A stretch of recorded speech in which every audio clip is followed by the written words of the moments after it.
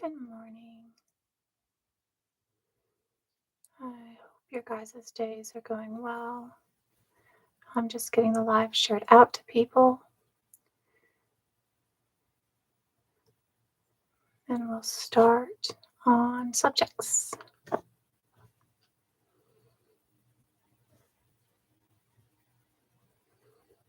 I hope that you were able to find ways to celebrate yesterday that held truth for what has happened and held honor for the indigenous people, the Turtle Island, who have been harmed by genocide,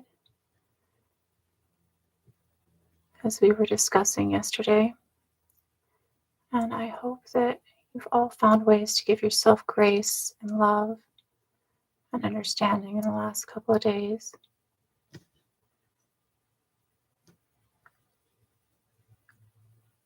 There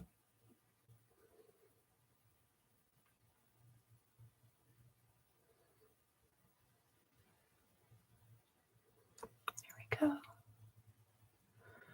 Good morning, baby girl. I hope you're doing good, despite the dreams. I am, of course, over on YouTube. So you're able to go over there if at any time the comments are turned off in here and you need to comment, or if you just want to watch in a quieter setting, you're more than welcome to go over onto where I'm on YouTube at any time. The last week or so, we've been kind of focusing on, European ancestry. That's one of the things that I've come to TikTok to teach and to try and help with as an understanding of Indigenous European ancestry. Not just the Indigenous groups that are currently there that I'm not trying to teach information on because that's not my lane, but how to find your own rooted history in Europe. And if you're trying to connect to your ancestry and trying to connect to a deeper space, how to do that. Is one of the things that I was asked by many of my community members to come in and do. We have a lot of people in here, so let me go ahead and go over some of my ground rules and some of my boundaries and introduce myself to those who do not know. I'm Widda. I'm an archaeologist, an anthropologist, a historian, a storyteller. Yes, he is. And I globally mixed and indigenous to Turtle Island as well to many other spaces across the globe. I have degrees in a couple of different fields, medicine and anthropology. I'm a war vet and I'm disabled. I'm unable to work due to that disability. So I use my time to come into TikTok and give kind of a base level education. These are not things that are going to get you a college level degree, obviously. This is a TikTok. But these are things that maybe you don't know that you want to find a little bit more out of. And I always believe that knowledge is power. And a lot of times we don't even know what's out there to look for. I have a website right there in widdaord.com. I use it to compile articles from different sources that are free to access so that you can go and find those articles and use them as a base to jump off from and dig in a little bit deeper and maybe find articles that you can access that I can't. I have a lot of problems with that, Lumpy, and we talk about that one in here frequently and how that is incorrect. We are kind of focusing on European ancestry today, but we can probably talk about that too. And one of the things that I do in TikTok, besides teaching paleoanthropology, besides teaching, prehistory knowledge, I don't do Indigenous history. It's not my lane. I'm not a culture keeper to Turtle Island Indigeneity, and I'm not a culture keeper in any other Indigenous group, so I don't teach those things either. I can, though, help you connect to your own ancestry and teach you who your own ancestors might be, and find a little bit more information for you so that you can dig in a little bit deeper. I am doing this with a lot of love intent in my heart. I'm doing this because, unfortunately, we live in a society that's not very healthy, and I'm trying to help with that a little bit. And I'm doing this because I can't leave my house, right? Because it gets scary sometimes. And so I ask that people come at me with the same love I'm trying to come at you with, right? My boundaries in my space. I'm part of the field that created the theory of race. It's an atrocious thought process that was created to justify the atrocities of Europeans. And No, hold on a second. I'll go over that in a minute. Because of that, I know that race has been debunked. It was debunked by my field. I don't want to deal with racism in my chat. You won't like my response to it most often. The other things are I don't do well with phobias based on gender, desire, or religion, and I don't do well with your God. I don't want to deal with your God. He's a narcissist. He's kind of icky. That doesn't mean it's okay to be Islamophobic or anti-Semitic in my chat. I also don't want to deal with your phobias based on gender and desire. There are three biological sexes, male, female, and intersex. And gender is somebody's own self identity, and you have no right to tell them how to identify. And you don't get to tell other people what they should desire either. So I don't want to deal with your phobias based on gender, desire, or religion in my chat. Today, we're going to be discussing European ancestry and how to reconnect to your own ancestors if you have European ancestry without appropriating other culture. It's one of the reasons that I come into TikTok because it was something that I was asked to do by many members of my different communities that I belong to help allies and accomplices find ways to reconnect without appropriation because there are many allies and accomplices out there who are trying to reconnect without a cultural appropriation. There are many people out there trying to find their own indigenous ancestry, trying to find their deep ancestry without appropriating from other cultures. And I'm trying to give you some of that information on how you can do that so that you can do better, right?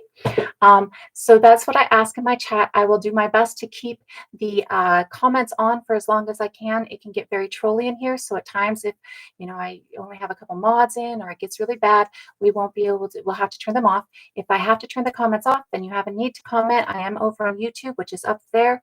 All of my lives are on YouTube. You can go back and watch the other lives if you would like to off of YouTube. And I will turn the comments back on in here so that people can ask questions at some point. I tend to wait until it gets a little bit lower sometimes, or I am done with what I'm talking so that I can actually see. Because sometimes the comments distract me. I am neurodivergent, and I get easily distracted by scrolls. Um,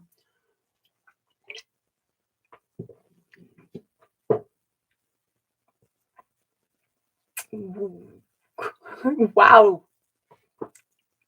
Some people just announce with their whole heart what a POS they are. I just want to say, like, some people just announce with their whole heart how intolerant of other people and how controlling and why you should not be in a relationship with them. Uh, have fun with that one, Kilt Daddy. And not only your name, but the whole heart that you have. So today we are going to be speaking on European ancestry. The person behind me is a Gravatian. The Gravatians are from 30 to 40,000 years ago, and the Gravatians are the first Europeans that are living in Europe without Neanderthals coexisting with them. And until this time in Europe, we see that Neanderthals are really everywhere and coexistent while Homo sapiens are in Europe. And we see that Homo sapiens and Neanderthal have coexisted together for about 100,000 years before anybody gets to Europe on this Homo sapiens side. So with that, we are going to start with them and then we're going to move down a little bit and then we'll talk about different ways that you can connect and where and how that you can find those connections, and then different ways that you can maybe incorporate some things into your life without appropriating other cultures so that it's exactly your ancestors that you're singing to. Um, so I am not going to help you directly. Like, this is not me going, okay, dig into here and dig into here. This is me showing you some stuff. And again, there's some stuff on my website so that you can go and find articles and you can dig a little bit deeper. There's like DNA sources and things like that on my website. I don't have time to sit there and do everybody individually. And it's very hard if I'm not right there anyways. So what we will do is we'll go over starting with the Gravatians, what European ancestry is like, what's going on, how things are coming about in Europe, and then we'll move on to different, ways and different time periods. So, absolutely. So, with the Gravatians are the first people that are in Europe without the Neanderthals. But I want to take this a step back prior to Europe first. There's a couple of different things that are important to understand when we understand ourselves. Okay. So, first thing that we need to understand is that almost every species on this planet has speciated through isolation and adaptation. That means that being isolated from other members of their species and adapting to the area that they're in. When we were doing genetics in college and and stuff like that before the new understandings within the last year have come out. We talked about, and in most genetic books, it uses this example, deer crossing a mountain path from their summer pasture to their winter pasture, right? Where they live in the summer and where they live in the winter. Where they live in the winter is going to be a more temperate area, right? But it's probably going to be really hot during the summer. And where they live in the summer is going to be less hot in the summer, but it's going to be really cold in the winter. So if you have a group of deer, a herd of deer, who is crossing this mountain path every year, and on this crossing of this mountain path, a slide happens, and so the path is blocked, and so they're kept on two distinct sides. Those two distinct sides are going to adapt to the areas that they're in on either side, and that adaptation is going to lead to their speciation over several generations. So this is how we get like white-tailed deer. You get deer that are on the cold side of the mountain during the winter, and so they have to get more fur, and they have to get like a white patch in their tail, and this adaptation helps them survive better in the winter, right? Whereas the deer on the more temperate side, on the summer side of the mountain, they might have less fur, so it's a little bit easier for them to live in the hot summer, and they might have some dappling on them or something like that, so that it actually gives the ability to blend into the space, okay? And so this is how speciation through isolation works. Having a singular group that is for some reason or another kept from each other and isolated, and they each adapt in the space that they're isolated in. Okay. So this is what we have known through the history of genetics and evolution as the way that we speciated. And in the last year, we've learned that that's not the way we speciated. That in fact, the way we speciated was what they call speciation through convergence. Now, speciation through convergence is and has been a theoretical method of speciation. It's something that up until this year, we didn't believe actually happened. And this last year, they realized that Homo erectus and Homo sapien are actually examples of speciation through convergence. Now, what do I mean by speciation through convergence? I mean speciation through coming together of many different relatively recent ancestry species. So if you have a recent common ancestor, two species can actually intermix and create a child. This is how we know that we intermixed with Neanderthals, because we had a recent common ancestor. Now, our current understanding, that again is really new to the last year, is the idea that there is a convergence in Africa of Paranthropus boisei, Homo habilis, and Australopithecine lucy, roughly like 2.5 million years ago. And then this convergence creates Homo erectus. Now, Homo erectus is a species that is extremely morphologically diverse. And because they're extremely morphologically diverse, many paleoanthropologists will group many different other species that we have underneath the Homo umbrella, which is a genus right above species, as being a part of Homo erectus or being subspecies of Homo erectus. This includes Homo antecessor, Homo heidelbergensis, Homo ergaster. Now, this diverse morphology is found living together, and this is why we consider them subspecies. This is bands living together. Now, there's a difference between the word tribe and the word band, and it has everything to do with based on your community citizenship. The word tribe means community citizenship based on genetic lineage, and the word band means community citizenship not based on genetic lineage. The Judaic people are community citizenship based on genetic lineage. You must be born into Judaism to be a Judaic citizen. And the United States is a community that is not based on genetic lineage. You can move into the United States and you can become a citizen of the United States, not based on your genetic lineage. So this is the difference between tribe and band, having a community based on genetic lineage and having a community not based on genetic lineage. So we're seeing that among these early species, we're not having so much tribal groups, more band groups. Now, this makes a lot of sense if you think about it. In a timeline where your skills are extremely important to the community benefit, this means that having different people of different skill sets within the community are going to improve the community's survivability. It also means that there's not a lot of narrowing of genetics. We know most of us that when people become inbred, when genetics narrow, it becomes bad, right? And so we want to make sure there's a diversity of genetics. Now we know that all of these groups live together because when we find peoples at this time frame, we find them in groups together. Mm. We don't usually use clan in anthropology and archaeology.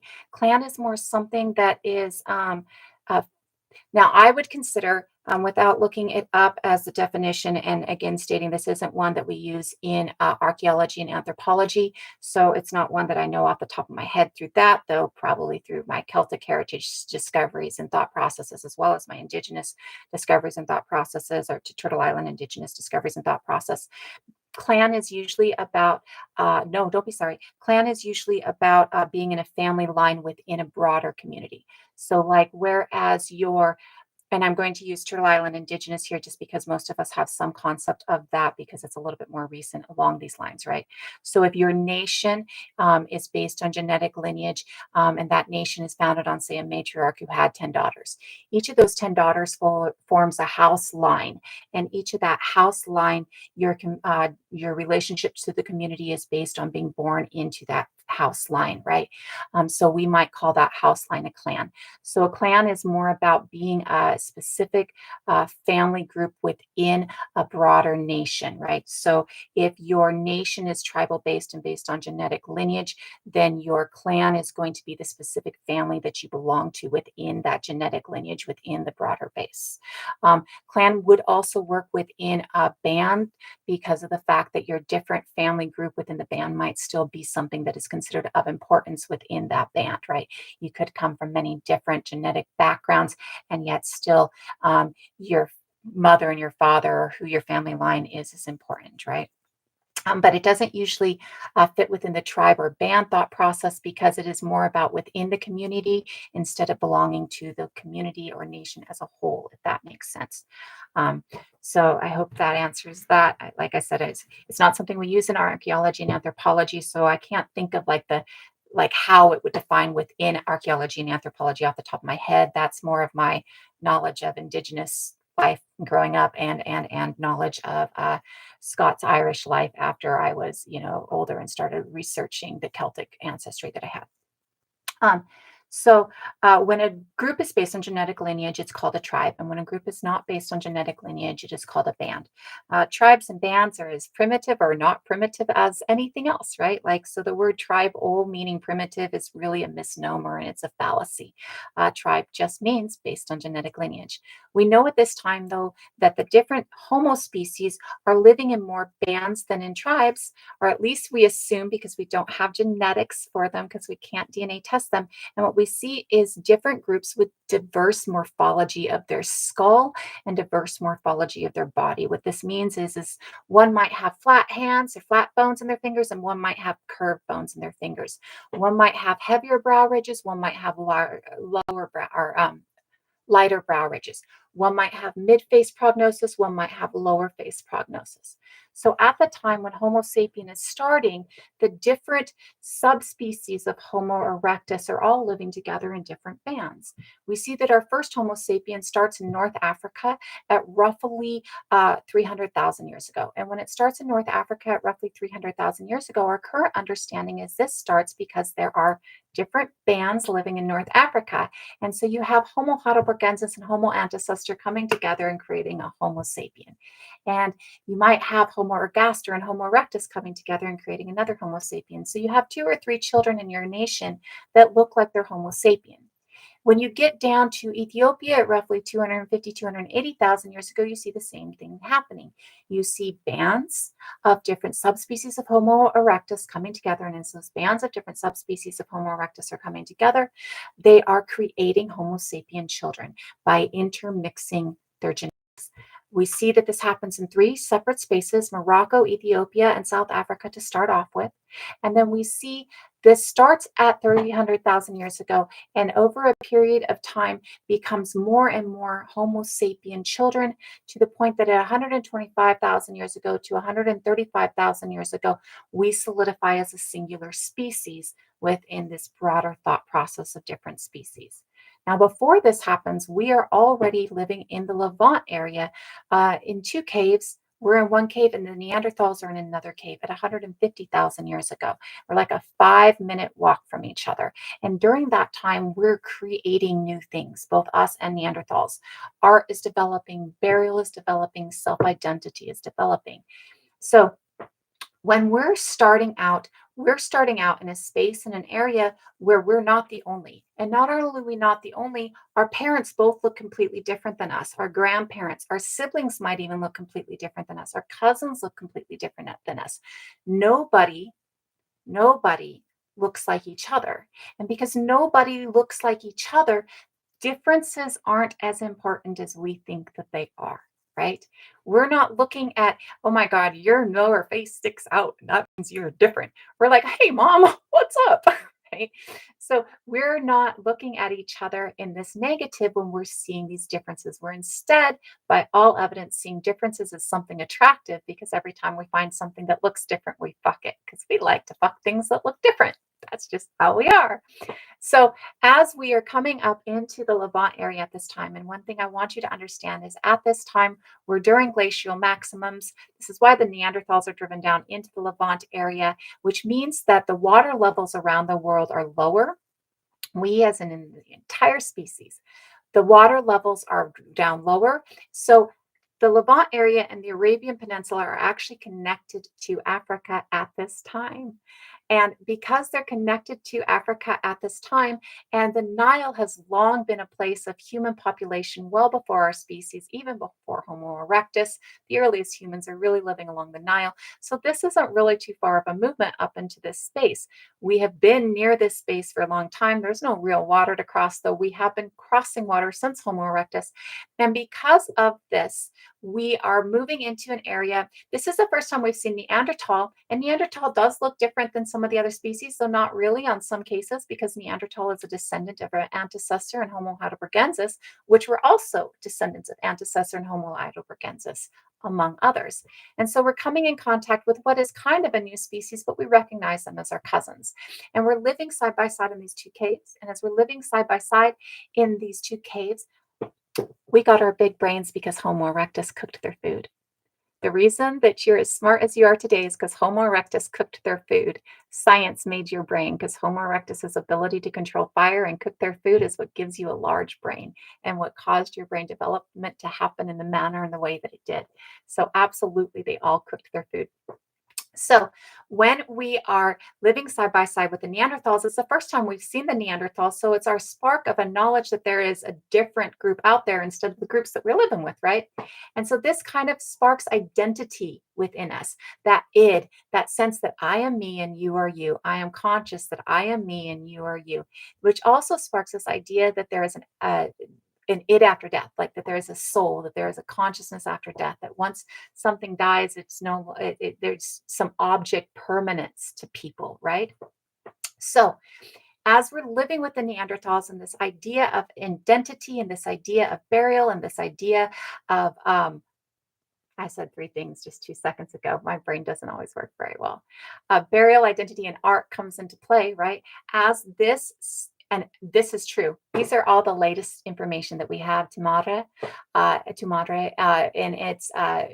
it does. My explanation on how we speciated changed when this changed. Like 6 months ago, our understanding of how we speciated changed. And so my explanation, the earliest one I gave you about the deer, which is what I was taught in school, which is what I have taught for the last year and a half, changed 6 months ago when I realized that it was a convergence, right? So, and there's a lot destroyed, I agree. So we start to develop identity, we start to develop burial of dead, and we start to develop art. As the ice starts receding, Neanderthals are moving back up into Europe, and we're going with them. And as we're moving back into Africa, the Neanderthal genomics are going with us. Neanderthal themselves don't go with us, but our children who are half Neanderthal go with us. So we see that there is a migration of genetics back and forth, right? When we talk about how out of Africa theory was debunked, what we talk about is the fact that out of Africa theory states that 150,000 years ago, everybody outside of Africa left Africa and that speciation through isolation that we were talking about. They became somewhat separate as a species from everybody in Africa, right? We realize that that's not true. There is a constant migration back and forth, a constant movement back and forth. There is never a time that everybody is isolated in one spot. And that is the reason that we say the out of Africa theory has been debunked, because out of Africa theory, the extremely racist theory of out of Africa that states that everybody who's white left 150,000 years ago, and they were able to be genetically advanced because they speciated halfway in isolation, and that's what race is, right? So that has been debunked. Um, the idea that we were all, as Homo sapiens, started in Africa has not been debunked. We do know that Homo sapien themselves starts in Africa. That does not mean that there are not other species across the planet. There are a species that develops in Turtle Island and Abya, North America and South America. There's a species that develops in Australia. And there are, we know of, Neanderthal and Denisovan, quite commonly Neanderthal developing in Europe and Denisovan developing in Asia, right? So there are many species, multi-regional speciation, who are developing across the globe at the same time that Homo erect or Homo sapien is developing within Africa. Now, Homo sapien is a species that we all are today, with the exception of some genetics from all of these other species. This is how we're getting these genetics from Neanderthals. Neanderthals and us in this intermixing, Turtle Island and Asia are two separate spaces, two separate genetics, two separate DNAs. There is some backwards migration in the North Pole, and there's some intermixing in the North Pole, but there is absolutely two genetically different groups. Turtle Island indigenous people are not on any level descendants of Asian people. So at this time when we're doing this mixing, and then we move up. When we move up at 50,000, 54,000 years ago is the current earliest that we see Homo sapien in Europe. And when we move into Europe at 54,000 years ago with Neanderthal, we are doing something at this time that is called immigration. So I'm going to go into another definition here, right? We're going to talk about the differences between migration, immigration, and colonization. Migration is moving into an area that does not have your species in it, in this case, human, that does not have other humans in it, and you are moving in and becoming indigenous to space. You're sinking in, you're becoming a part of the place. Migration can also mean migrating on a yearly pattern. So you move with the seasons. This is what we call hunter-gatherers. The only difference between hunter-gatherers migrating on a yearly seasonal pattern and collectors, which are two groups living roughly at the same time almost every time, is that collectors stay in one place and they go out for 6 weeks here and 6 weeks there and 6 weeks this there and bring it back to their central location, whereas hunter-gatherer groups migrate along a path, along a seasonal thought process, right? So we are at this point of time migrating into Europe, because are immigrating into Europe. And that's the next definition. The definition immigration is moving into a space that already has a group of your species, this case human, within it, and becoming a part of the culture of that group. So we see that many people immigrate to the United States. And then when they immigrate to the United States, they become United States citizens. They might run for United States office. They might get a job that is a United States job. They send their children to United States schools. They might go to churches that are here within the United States. They might start a business here within the United States. They're becoming a part of the culture of the United States. Okay. So that is when you're immigrating, you move to a space that already has people within it, and you become a part of that space. So as Homo sapiens are moving with Neanderthals into already occupied Neanderthal territories within Europe, they are immigrating. They've already integrated a lot of their knowledge with the Neanderthals that are in the Levant area that they're living side by side with. And they're taking a lot of that knowledge and they're learning from the Neanderthals in that space. Colonization is moving into a space that is already occupied and has a culture, has a government, and replacing that culture with your own. This is done through force. It is done through, nobody wants to be erased. It is always done through some method of force. When you come in and you replace a government or replace a culture with your own culture, it is already always done through force, because nobody wants to be erased. Nobody wants to be killed, right? Nobody wants their culture to be taken from them. So these are the differences between migration, immigration, and colonization. As Homo sapien is moving with Neanderthal into the lower part of Europe, we are seeing an immigration. They are moving into a space that is already occupied by Neanderthals, and they're becoming a part of this culture. They're adapting to this space. They're adapting to this culture. They're learning from the Neanderthals how to live within this space, right? So as the Neanderthals end up no longer being a whole species of their own, Neanderthals aren't killed off by us. Neanderthals become enveloped into us. By the time we're coming in contact with Neanderthals, they've gone through 2 extinctions. They no longer have their own Y DNA. It's been replaced by Homo sapien Y DNA, the earliest Homo sapien Y DNAs, right? And so we're seeing that Neanderthals have genetically narrowed. They're very, very genetically narrow at this point. They're actually marrying their cousins and their aunties and their siblings and stuff like that. They're becoming very inbred. So when they see us, they see new genetics. We all, even other species, other than things like house cats who can't comprehend because we fucked with them, even other species know that inbreeding is not okay. It narrows the genetics, right? So Neanderthals are like, yeah, I need some new DNA. You look new. You look interesting. Let's bang. So with this, we see that Neanderthals aren't killed off by us. Neanderthals don't even really disappear. There's more Neanderthal DNA on the planet today than there was during the time of their species as a whole. Neanderthals become a part of us. We carry on Neanderthal genetics to this day. So as Neanderthals are leaving as a full species themselves, and we are becoming the full species in this place, we're seeing that the ice is also starting to recede. And so we're moving into spaces, and in this point, this becomes migration. We're moving into space that does not have any other humans in it, and we are sinking into this space and becoming indigenous to this space. So this is the point that we get to the Gravaceans. The Aluatians are the group that is living with Neanderthals. They are the precursors, and they are genetically the same as the Gravaceans. So they're the earliest people in Europe, starting at 50,000 years ago. They passed down their genetics to the culture that we call Gravatian. These cultures are not going to distinguish themselves from each other. The only reason we see a distinguish is because we're looking in hindsight, right? We're distinguishing them. They're not going to distinguish each other. They're the genetic descendants of the people that lived there prior. Yes. And on my website, the widdaord.com website, you can actually find a few different articles relating to the Gravaceans. And so that will help you get a good basis to go and search from there. That is going to be underneath the bibliographies tab, underneath the European ancestors tab on my website. And that's going to give you the Gravaceans, the Proto-Eurasians, and so really all of this time period from about 50,000 years ago to about 30,000 years ago. And again, I'm just giving you base articles to go jump off of so that you know the spelling, so that you know what you're looking for, and so you can dig in a little bit deeper.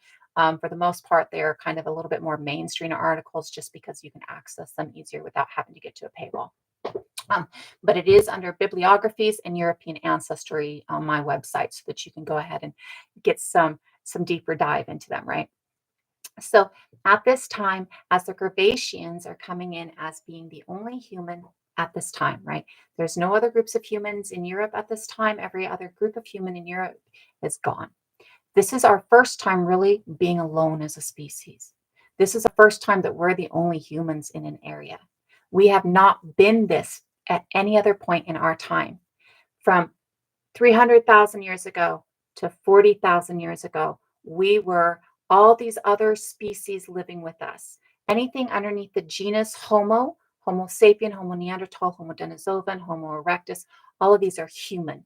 Genus Homo means human. Homo is Latin for human. So genus is a step above species. We get Homo, and then we get our species, sapien or sapien sapien, right? So this is the first time that we don't have other species of humans that we're living alongside of. This is the first time that it's really just us. We've never had this before. During this time period, we're really becoming indigenous to space, and we're really sinking into space. And so I want to go over I don't know how. Well, so the whole genome project started with trying to. So first of all, theories are things that get tested all over the time. Like if it's a theory, it's something that you can test. It's been tested, it's proven true, and it needs to be retested all the time. And so the theory of race it is constantly retested or was constantly retested until it was disproven. And the whole genome project is actually part of what disproved the theory of race. The whole genome project was started in part because of the theory of race and trying to retest it, right? And also started to get thought process behind different medical conditions in different spaces. And then the whole genome project actually proved that we're more genetically diverse within a primary population than we are between primary populations, meaning that in a primary population, you're more genetically diverse from your next door neighbor than you are from somebody in an entirely different primary population. The whole genome project also proved that the Khoi people of South Africa are actually the oldest. They're the population that has all the genetics of Homo sapien, so they're the original population of Homo sapien. And so it was started in large part to get information, right? And then it kept retesting, right? Um, and then Cro-Magnon is a name of a skull. It's something that we use to term, but it's actually just the name of a specific skull that we have. And it's from 30,000 years ago. So it is a Homo sapien. And it's not even an old Homo sapien. It's actually a pretty new Homo sapien. And actually, if you look at it, you know those like the little leprechaun guy on the fruit, not Fruit Loops, the cereal guy with the little leprechaun. He's got kind of this kind of squunch space down. Like, and I look at Cro-Magnon. I would invite you to go and Google Cro-Magnon and look at the skull for Cro-Magnon because it looks like the little leprechaun guy. He's kind of got the short chin and it's kind of like the short, scrunchy face, and you can imagine him with bright red hair. So, Lucky Charms, that's it, right? So, they are actually, it's actually just a skull. It was used as identifying earlier humans um, before we knew more, like 50 years ago, before we knew more. And actually, it's only 30,000 years ago. It's actually after Gravatians, so like it's actually a really new Homo sapien on the scheme of Homo sapiens, right? So as we're coming indigenous to space, let's go over how groups become indigenous to space. This is very important. So one way to become indigenous to space is to speciate within that space, right? So Neanderthals speciating in Europe become indigenous to space in Europe because they're adapting and speciating in Europe, right? The speciation through adaptation and isolation, right? That we were talking about from the very beginning. That speciation happens when groups are in a singular space and they don't have a lot of other interaction. And as they are adapting to the space, they adapt distinctly from the rest of their group. So the Homo heidelbergensis in Europe and the Homo heidelbergensis in Africa, the one in Europe, is adapting in this space distinctly from the one in Africa. This one is adapting lighter. This one is adapting shorter and stockier. This one is adapting with a big nasal cavity so that they the condyla, the sinuses behind to warm the air before it hits the brain. This one is adapting much better. I'm teaching Europeans who they are. Teaching Europeans who they are. So, and Homo heidelbergensis in Africa adapts into Homo sapien, right? Of course, they don't do it through isolation like the one in Europe does. So, Neanderthal adapting in isolation in Europe and becoming Neanderthal is one way that we see becoming indigenous to space. The other thing about becoming indigenous to space without speciating in that space is when you're moving into a space and you're learning about that space and you're becoming one with the biome of that space. You're becoming interactive enough to understand the biome completely. Your languages explain the biome in a way that many people would not understand or in a deeper way, right? And the things that you're using, the tools that you're using, the foods that you're eating, and therefore your body is adapting to that space, right? So when we are looking at the people who are Gravatians who are moving from the Mediterranean area up into Europe and adapting into space in Europe, you might see a people who has gone from being along the shoreline. So they have a lot of fish, a lot of shellfish, a lot of marine food in their food, right? They might be using ground up shells for making paste for painting on cave walls. They might be using palm trees to create spears. Palm trees are actually kind of flexible and willowy when you're creating a spear, and that's kind of cool for some ways. Um, and Absolutely. You're always welcome for the paywall free links. And As they're moving into this space and sink, or as they're in the space along the Mediterranean, these are the things that they might be utilizing. We see that the Gravatians are actually some of our first statues that we have. We see that there is a lion-headed statue that's about 40,000 years ago. That's a Gravatian statue. And the goddess of Willendorf and the goddess of Bressamfie are both Gravatian statues, right? Which is why this Gravatian person, and this is a Tom Borklin artwork, why this Gravatian person is wearing the headdress that we associate with the goddess of Willendorf, right? In some places it can segment, but it's also about the fact that as you're adapting to space, becoming indigenous to space is about interaction with the biome a little bit, right? So if we're looking at moving from a coastal region up into, say, a mountain region, right? You have probably been using a lot of shellfish up until now. You've probably been grinding up the shellfish maybe to make chalk, to paint. You might also have been using shells to like hold things, right? You might also have been doing things like maybe sand is involved in what you're doing. Maybe the tools that you use have to do with the sea itself. Like maybe, you find big shells and that's how you boil your water, things like that, right?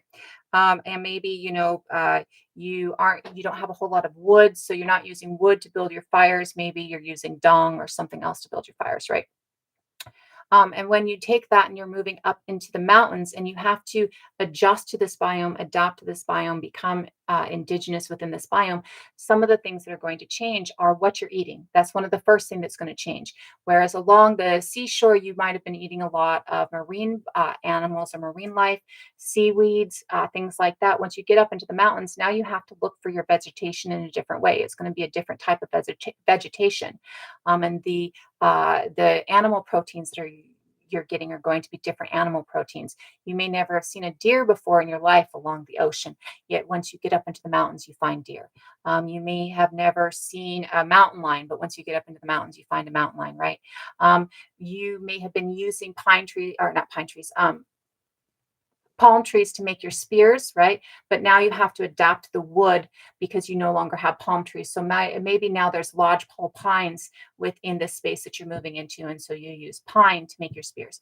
So these adaptations are going to not only have to adapt your body, right? If your body is really used to eating shellfish, if your body is really used to marine life, now you're eating a lot of red meat instead. Now you're eating a lot of different, maybe you're eating tubers, maybe you're eating more berries. These are ways that your body has to adapt. The enzymes in your gut, the way that your body works, all has to adapt and become a part of the biome to understand, to intermix and to live within the biome, right? If you've been using palm trees for your spears, palm trees are kind of willowy, right? But now you have to use lodgepole pines, right? So you're used to a spear that when you throw it has a little bit of a give to it, but now your spear doesn't have a give to it. So you have to adjust the way you're throwing your spear or adjust the way you're stabbing with your spear because it no longer has that give, right? It might be better that it's more stable, but you might take a while to get to that point, right? You may have been using whale bones to form your shelters, right? And now instead of using whale bones to form your shelter, you're using tree branches to form your shelter, right? Maybe you use palm fronds to cover your shelter, but now you're using pine. Not pine, because it's going to be a little bit. Now you're using cedar fronds, to cover your shelter, or maybe now you're using ferns to cover your shelter. So as you're adjusting to the biome, you're becoming indigenous to this biome. The herbs that you've been using for medicine, because medicine goes as far back as Neanderthals. Neanderthals had medicine. And the herbs that you're using for medicine are going to have to adjust because what you were getting for herbs along the sea are not what you're getting for herbs in the mountains. Now, as these adjustments happen, your language adjusts. I come from the Pacific Northwest. Here we have 20 different words for rain. I can tell you it's raining outside in one word and tell you what you need to take with you. I can say it's drizzling, and I don't even have to put on more of a coat, right? I can walk out like this. I can say it's misting, and the same thing. I can say it's sheeting out, and you're going to be like, oh shit, I need a raincoat, right? You're not going to take an umbrella because in the Pacific Northwest, we only use umbrellas for protesting. But you are going to know that you're maybe going to need a hat if you wear glasses, right? Because I said it's sheeting out. And so that that the rain is coming down in literal sheets, like it's extremely thick, and you're not going to walk from your door to your car without getting wet, right? Yet if I told you it was misting out, you know that you can go out and play and probably wear shorts and a t-shirt and you're okay, depending on the time of the year, right? Because in the Pacific Northwest, it rains, you know, 360 days a year. We get 5 days off, right? So, um, when we're looking at adapting into space, we're adapting the way our languages work in space as well, right? So that when I'm talking to you, you can know exactly what I'm saying. Thank you. So that you can know exactly what I'm talking about. This is where we get things like eye bright, which is an herb that you can use to wash your eyes if you have an eye infection, or feverfew, which is an herb that you can take for fevers. We name things what they do at this period of time. That's what a lot of indigenous language does, so that it doesn't take so that you have a deeper understanding. So I can just say one thing to you and you know how to work it. So my ancestral nations are not Pacific Northwest nations. I was raised by a woman that's Haida and Tlingit, and I was born in Anacortes, though I don't live there now, and I was raised up in the islands of the San Juans. So I wouldn't say I'm indigenous to the Pacific Northwest, though in some way, I mean, I was adopted by, raised by, and from birth. Yeah, but my nations through ancestry are not Pacific Northwest nations. Um, so uh, as you're adapting into this space and you're becoming indigenous to this space, right? As these groups are becoming indigenous to a space, again, we're looking at a space that isn't occupied by anybody else. They're not taking over somebody else's space. This is not a colonization. This isn't even an immigration. This is a migration at this point. And as they're settling into these spaces and becoming, uh, I'm globally mixed, including obviously Europe, but including Turtle Island and Africa and everything else. I'm just saying that my Turtle Island indigenous nations that I have ancestry in are not Pacific Northwest nations. The nation that I was raised in is Pacific Northwest, and that's a nation that I was raised within, but it's not where my ancestry in Turtle Island. I do have Turtle Island indigenous ancestry. It's just not the nations that I was raised in. I was raised in different nations, is what I was saying. So as you're becoming indigenous to this space, and as you're adapting your language to this space, and as you're adapting your understanding to this space, you're understanding how you interact with the biome, and you're adapting the way that you interact with the biome, and you're adapting the biome around you. Every creature on this planet, well, almost every creature on this planet adapts the biome for themselves and does adaptation things, right? So like you see that the beaver will build a dam. This is an adaptation. You see the fox builds a den. This is an adaptation. You can see that corvids will make tools, right? This is an adaptation. We're the only species that adapts our adaptations, but we're not the only species that makes adaptations. So as we're becoming indigenous into these spaces, we're adapting our adaptations within these spaces, right? So we are learning more about how we intermix and tend the biome. Now, when we are looking at our space in the biome, most of the people, well, for all of our knowledge, all the people in this point are still animistic, right? I'm describing how people become indigenous initially to Madre. We're talking 40,000 years ago in Europe, right? We're talking about how the indigenous Europeans became indigenous to Europe, right? So yes, because they're the first people in a space, and we're talking about how indigenous happens. So as they're becoming indigenous and as they're adapting to the space, our space in the biome, as people in this time period are all animistic. Animistic believes that you're just another part of the biome. It doesn't separate you from the animals, right? Or the plants or the earth. It just thinks that everything is just a living, breathing being with autonomy, with right, with everything, And so it doesn't separate the two. People at this time period that's what all people are in this time period, is animistic. They believe that they're another part of the biome. They're just showing the intermix with the biome that they have, and they are adapting to how they tend that particular area of the biome. Our space within the biome is tending. That's what we do. That's the niche that we fulfill. We tend the biome, right?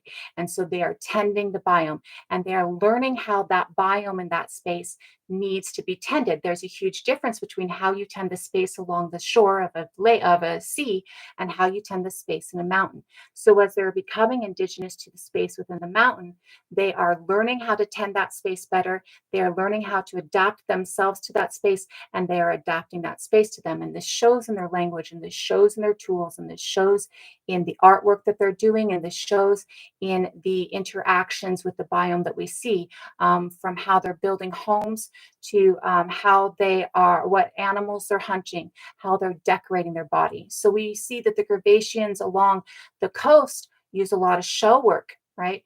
And this is because they have easy access to shells. Yet if you get up into the mountains, you're not having such easy access to shells. So you might be using teeth of animals or claws of animals or feathers to decorate yourself. You might be using more fur. Maybe you had a little bit less fur along the coastline. Maybe, the skinning that you're doing along the coastline isn't necessarily giving you so much fur. And so now you're utilizing more fur, right?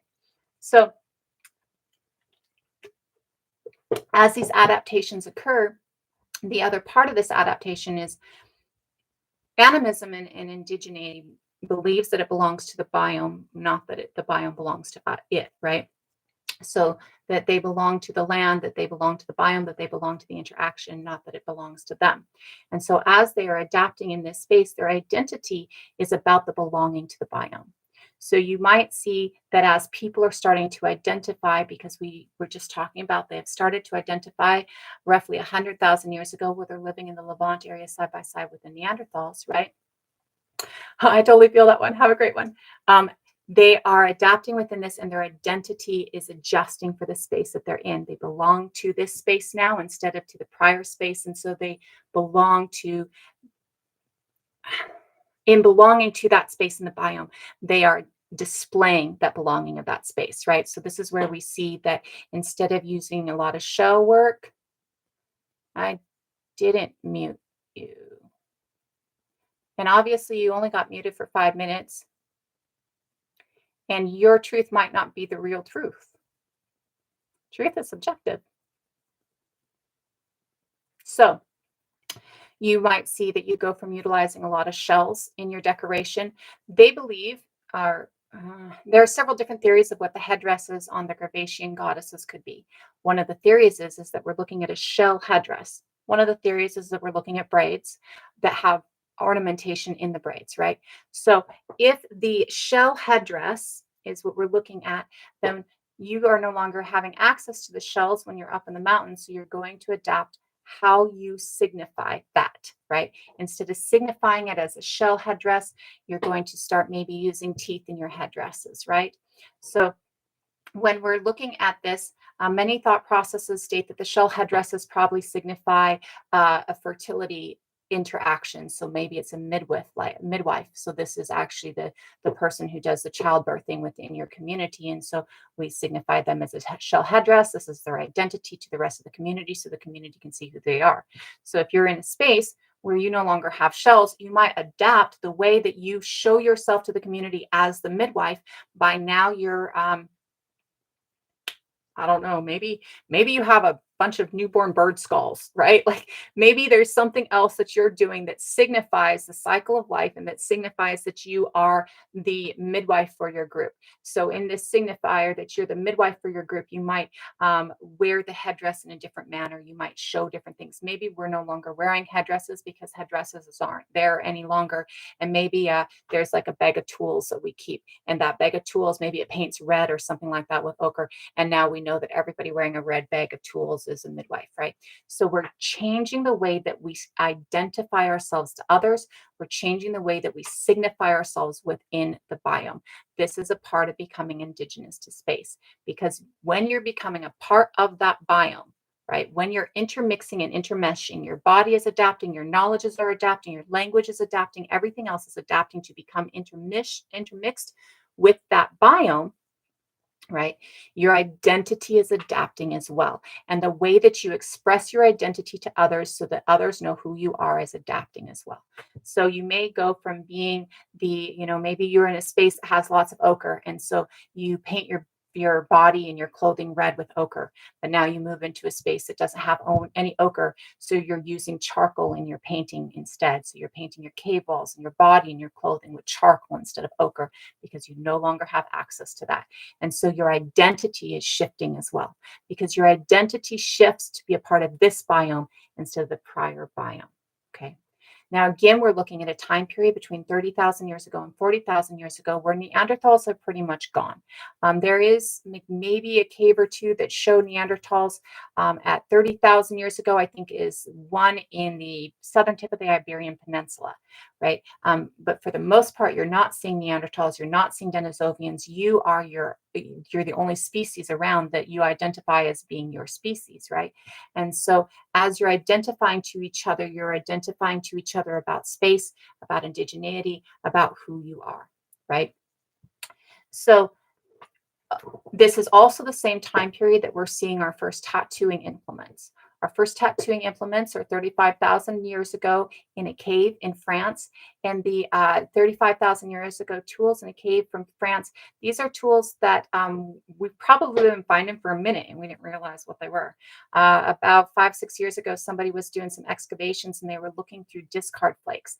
What discard flakes are is if you have some flint, right? Or if you have some obsidian, you usually have a bigger rock, right? And then what you do is you make what's called a core and you shape the outside of your rock, right? And then you start chipping things off, right? And so when you are shaping the outside of your rock, the flakes that come off of that are called discard flakes. After you pop your chip off and maybe you have your piece, it's obviously not going to look like this because this is not looking like a good cut, right? But afterwards, then you're going to hit it.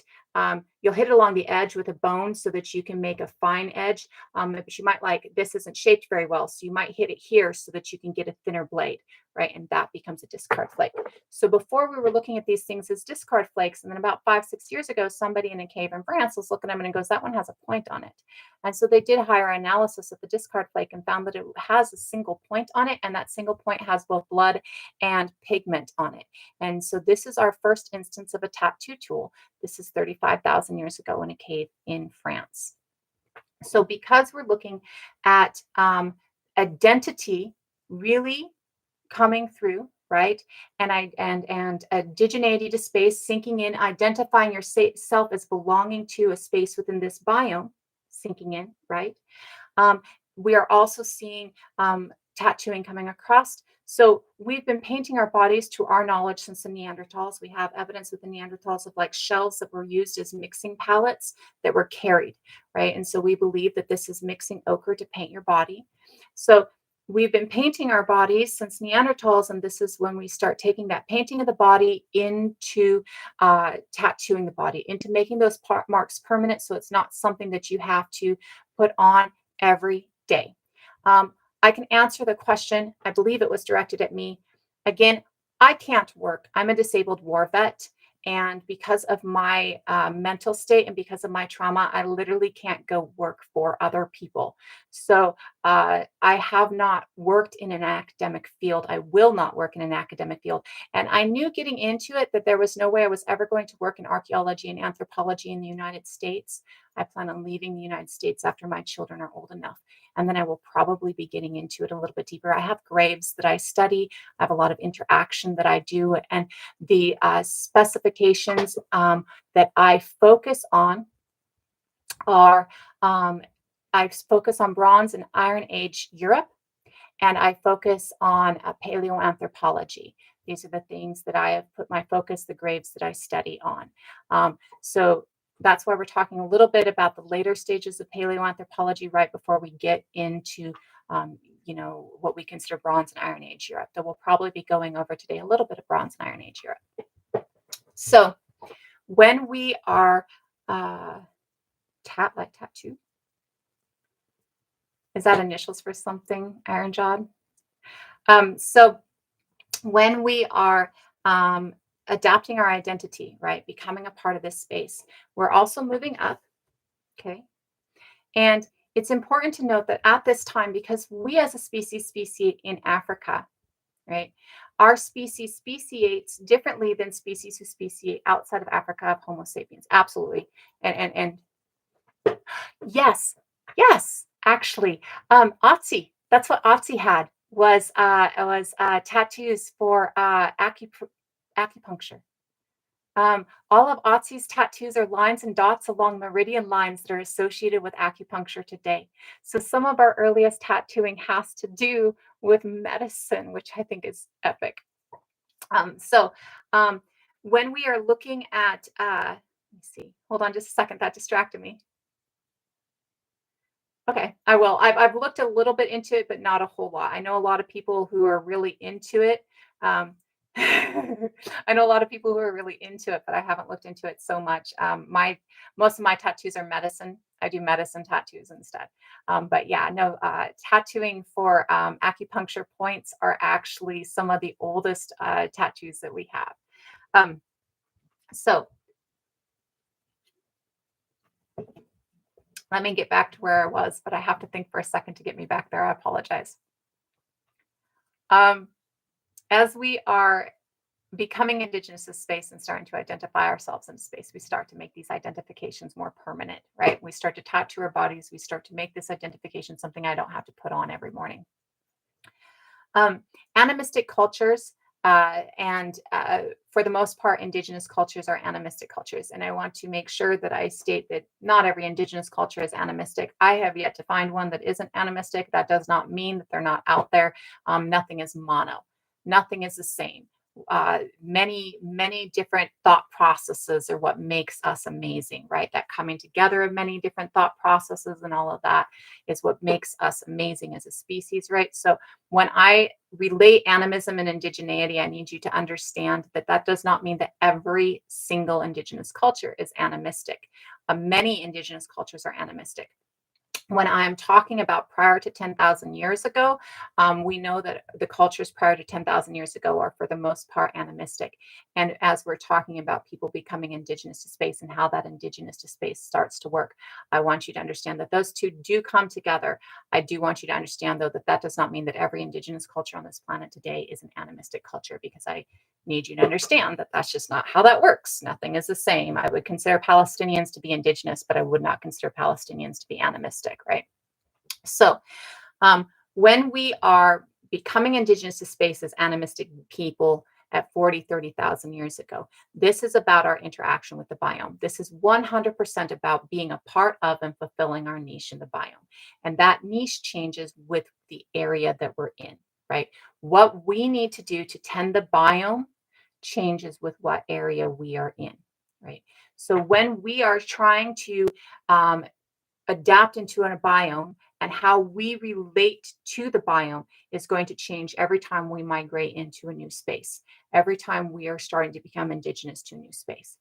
We start ourselves, Homo sapiens, starts in Africa. We went over that. I want to go over why we look the way we do and how long we look like that for a little bit. First, I want to state that when you speciate in an area, you speciate very specifically for that area. That's adaptation to the area that causes speciation, right? So when you look at the other groups who speciate outside of Africa, multi-regional speciation like Neanderthal and Denisovan, they speciate specific to that area. We know that now that Denisovans pass down a high altitude gene to their Homo sapien descendants, right? This is because as they speciate in these spaces, they're speciating at high altitudes and they need this high altitude oxygen gene so that they can survive. When we're looking at us versus Neanderthal speciating in Africa versus speciating in Europe, we're looking at two groups that speciate specifically for the sun content area that they are in. In a high sun content area, I need a higher condensation of melanin in my skin. We all have melanin in our skin. Doesn't matter how light you are, unless you are an albino, you have melanin in your skin. Albino means a lack of melanin. So you have to be an albino to not have melanin in your skin. Whether or not you are perceived as being lighter or darker is about how tightly that melanin is condensed. when we speciate in Africa, we have a tight condension of melanin because of the fact that we speciate in a space that the sun is constantly hitting us. Okay. And speciating in a space where the sun is constantly hitting you, that higher level of melanation gives you the ability to block out some of the vitamin D, because otherwise you'd overdose on vitamin D, and to block out some of the UV rays. That does not mean people who are black do not burn. What it means is that it blocks some of it, right? It makes it a little bit easier, it makes it a little bit safer. The other things that we see when we speciate in Africa as Homo sapiens is we speciate tall and slender. The reason that we speciate tall and slender in Africa is because the epidermis is the largest organ of your body, and one of its functions is to retain or dissipate heat. And it dissipates heat better the more that it is. So tall and lean dissipates heat better. The other thing is that we speciate with darker eyes. The reason that we speciate with darker eyes are melanin based, just like the rest of the skin, and it's really about condension, right? It's really about how much or how little you have. I have gray eyes. This is actually recessive. Both of my parents have brown eyes. The reason that I have gray eyes is because it's a couple generations back. And eyes and skin alleles don't work the way we like to think that they work. They work totally different than that. It's really dependent on environment and everything else. So when you speciate with darker eyes, that higher condension of melanin prevents the sun from coming in too much. If you have light eyes, there's a specific adaptation. We're going to go over that when we talk about Neanderthals. But if you go out to high sun content area and you have light eyes, it hurts. Like you get headaches and you're like, fuck, I have to wear a hat, right? Because I can't wear sunglasses because I wear glasses. So we speciate dark of eye. And the other thing that we speciate with is tightly coiled hair. And the reason that we speciate with tightly coiled hair, this is a recent study within the last 2 years done by a beautiful Black anthropologist and hairdresser who was like, I want to find out. And what she went and found in her studies is that it creates this kind of shade over the head. And then it creates a lattice work where air can flow through. And that lattice work where air can flow through cools the brain. It cools the scalp so that we don't boil our brains in a high sun content area. So Homo sapiens speciates what we would call phenotypically Black. Okay. When we look at Neanderthals speciating in Europe speciate shorter and stockier. Again, your epidermis being the largest organ on your body, the less of it you have, the more you retain heat. Okay. The more of it you have, the more you dissipate. The less of it you have, the more you retain it. Okay. So they speciate short and compact because that keeps their heat in a lot more. They also speciate with these huge noses. Now, we're like people have huge noses today. It's not the size of the shape of the outside nostrils. What it is the inside. Behind your nose are two very narrow teardrop-like shapes. Okay. Almost like water flowing down a window in that narrow shape with just a little blob on the end, right? That is the shape behind your nose, two sides of that. The shape behind a Neanderthal's nose is like this. It's extremely wide and broad. It goes like this, right? It's not long and narrow like ours. And Neanderthals have what we call mid-face prognosis, which means their middle face sticks out like this. So behind that extremely wide, broad nostril are all of these sinus passages that air has to move through before they get to the brain.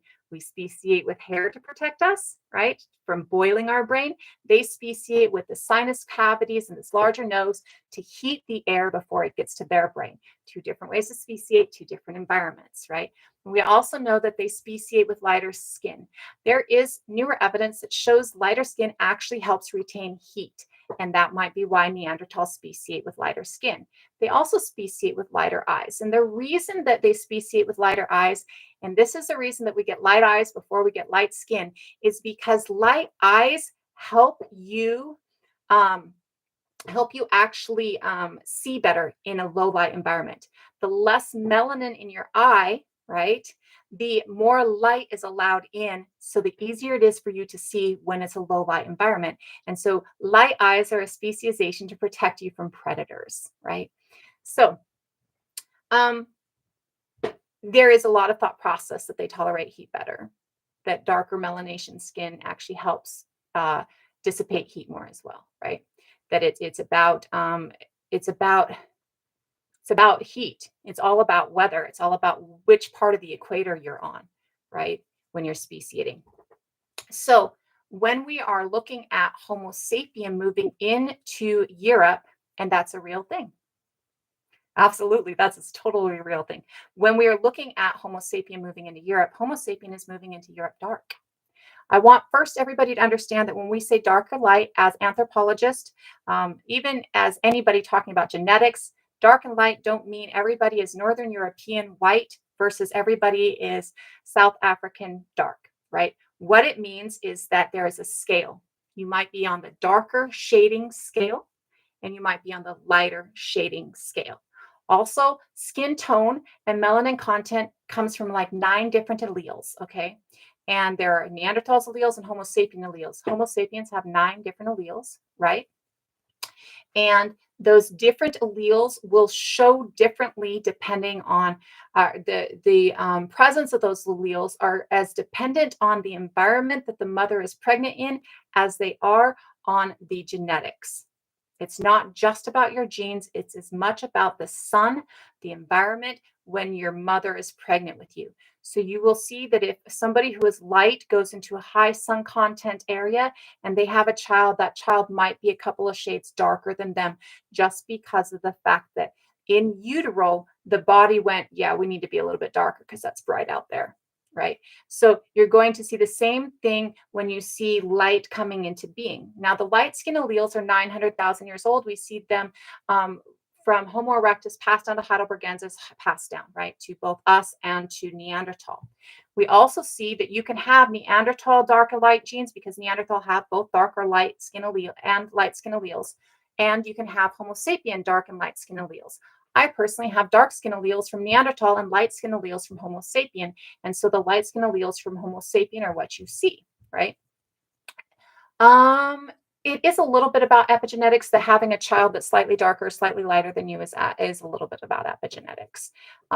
It's less about the experience of your ancestors, though, and more about the environment you're being born into, right? And a famous case that shows this is the Sandra Lang case in South Africa. She was born during the apartheid. She was born to 2 white parents with no African ancestry, and she was born black. And they tried to take her from her white parents because they considered her colored underneath the apartheid classification scheme. So Sandra Lang is a famous case in South Africa of a dark child born to 2 very light parents.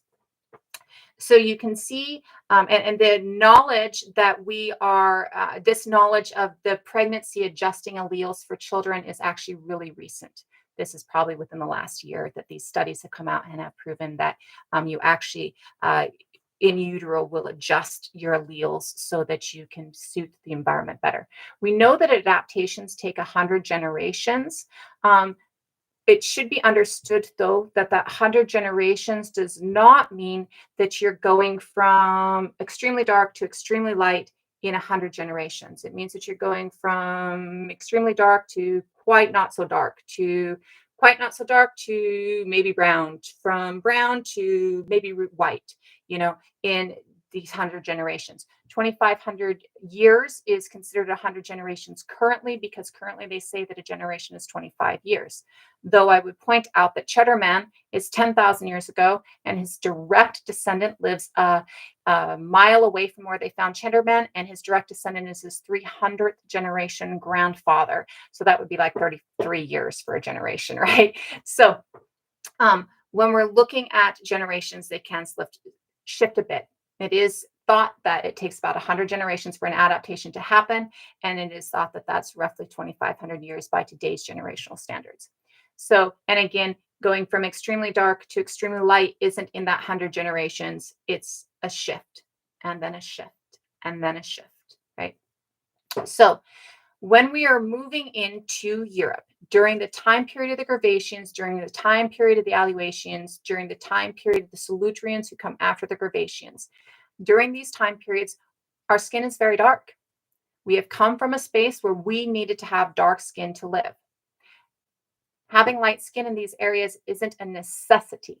It's an advantage in these areas, but it is not a necessity.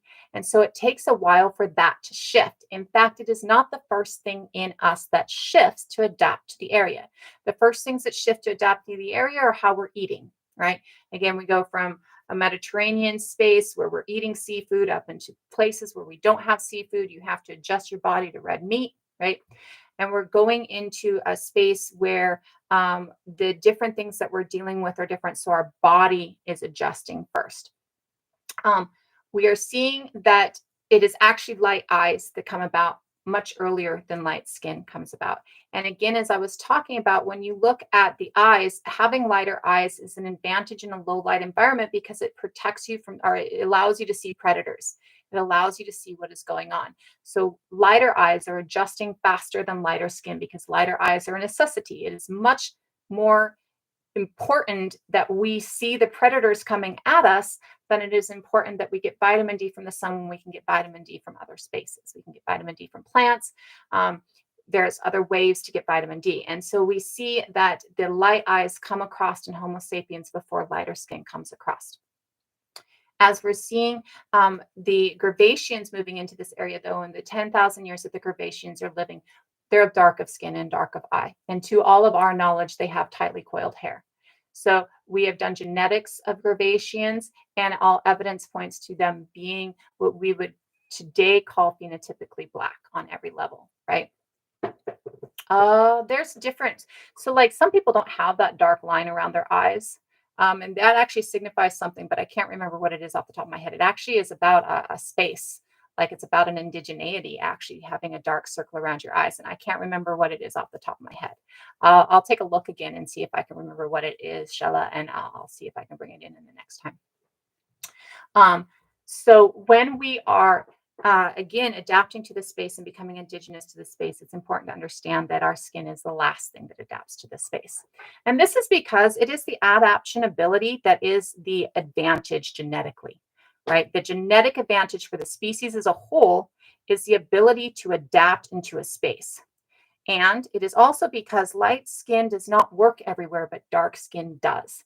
You might get less vitamin D with dark skin, but we can replace vitamin D with different things in the environment as long as we have an understanding of it, right? What we can't do is stop ourselves from burning prior to our current understandings, right? Prior to our current housing situations, clothing coverage, sunscreen. We can't stop ourselves from burning in a high sun content environment. So it is actually, of the two, more advantageous to have dark skin than it is to have light skin. The advantage for our species, though, is definitely the ability to adapt our skin color due to the region we're in so that we can actually be healthier in that region. Hi, Lauren. So as we're seeing this time frame within the animistic becoming indigenous to space time frame for the Gravacean people, as Homo sapiens are moving into the European area. First, it should be understood that Europe comes, probably 3/4, maybe halfway up, and then the ice comes again and drives everybody down. This last little ice age is what they call it.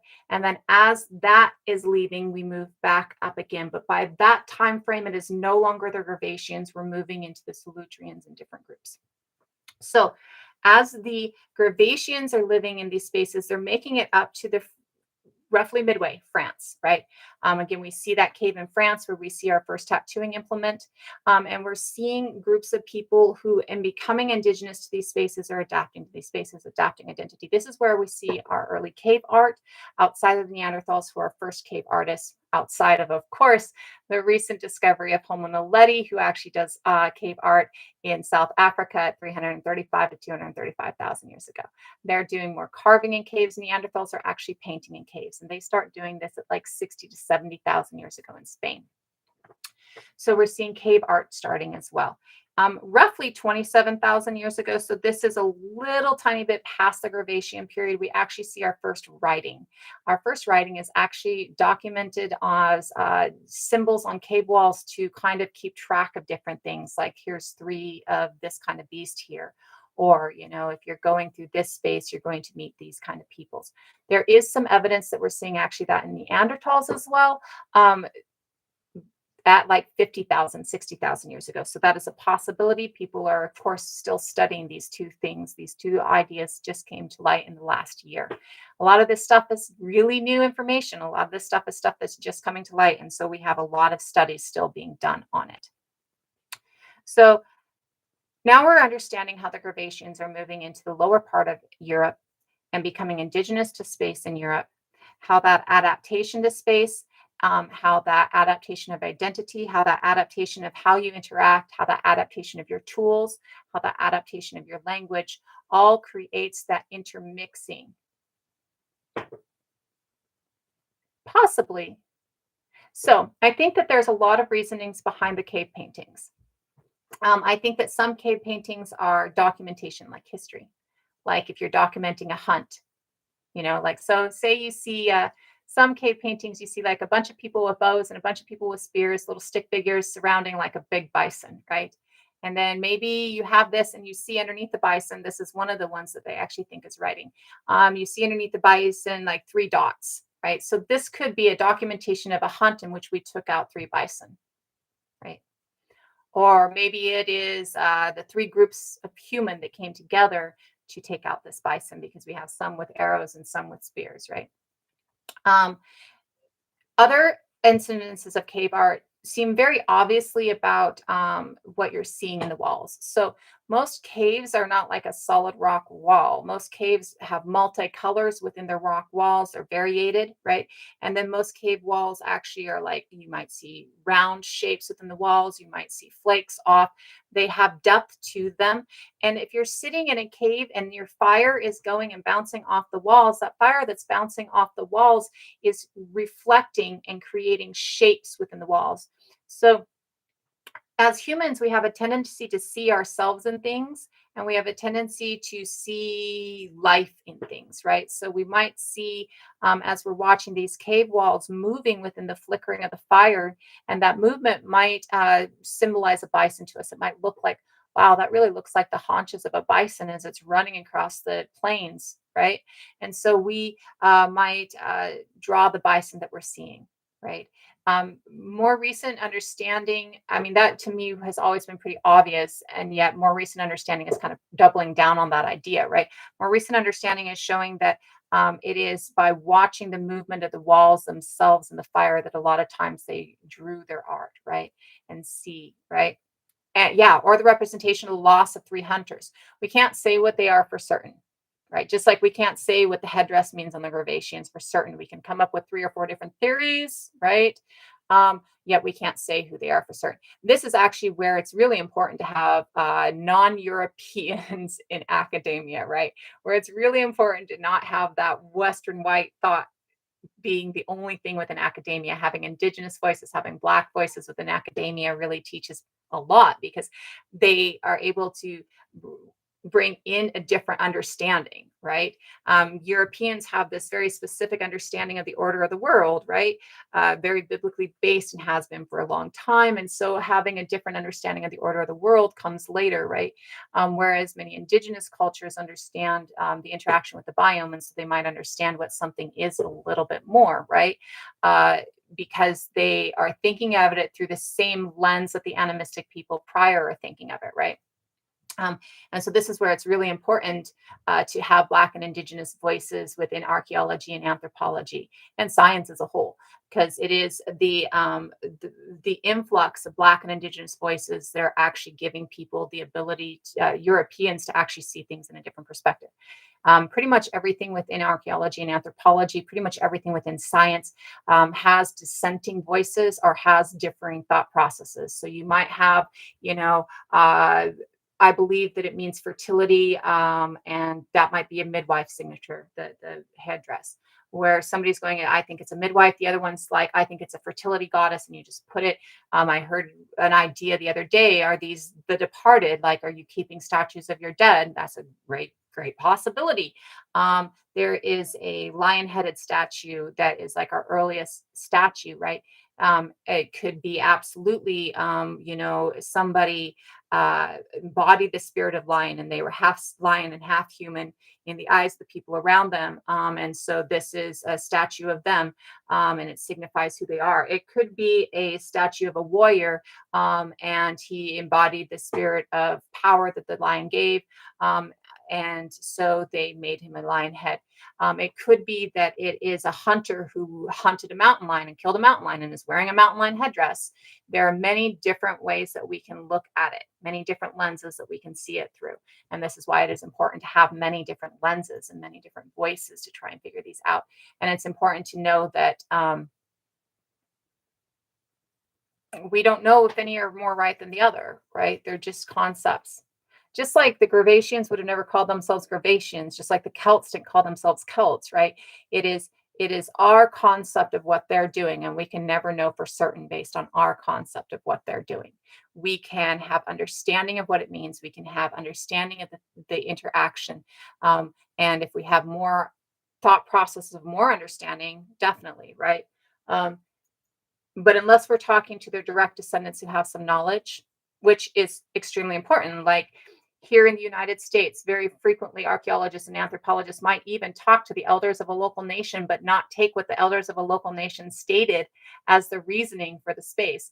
I actually, got in trouble in school because I called that shit out a couple of times and had a professor that was extremely irritated by the fact that I called that out because there was an article where they went and talked to the elders of a site, and the elders said, well, we've been using that as a hunting ground for generation upon generation. And in the article, the archaeologists are like, well, we can't tell what it is. We don't know what it is. And it's like, no, they just told you what it is, motherfucker. Like, maybe you should open your ears. And maybe if you're going to ask people something, you should listen to what they fucking tell you, right? So, we can't know what it is unless we are talking to the direct descendants who actually know, right? And in this place, we don't really have direct descendants of the great Dacians who really have a knowledge anymore. We don't, 30,000, 40,000 years ago, unless there's a continuity of it, we really don't have that knowledge. Well, and verbal history versus written history is huge. So written history is fallacy. Written history is almost always written by the winners, and written history is usually propaganda. Oral tradition is not. Oral tradition is oftentimes highly accurate, way more than written tradition is. And oral tradition usually is more about documentation of facts than it is about, or documentation of knowledge than it is about, documentation of propaganda. And so oral tradition is actually way, way, way more important. We try to ignore it, but that is because, again, white academia, right? White academia tries to devalue oral tradition because they can't read the direct words of somebody 2,000 years ago, well, not understanding that that person 2,000 years ago was writing propaganda.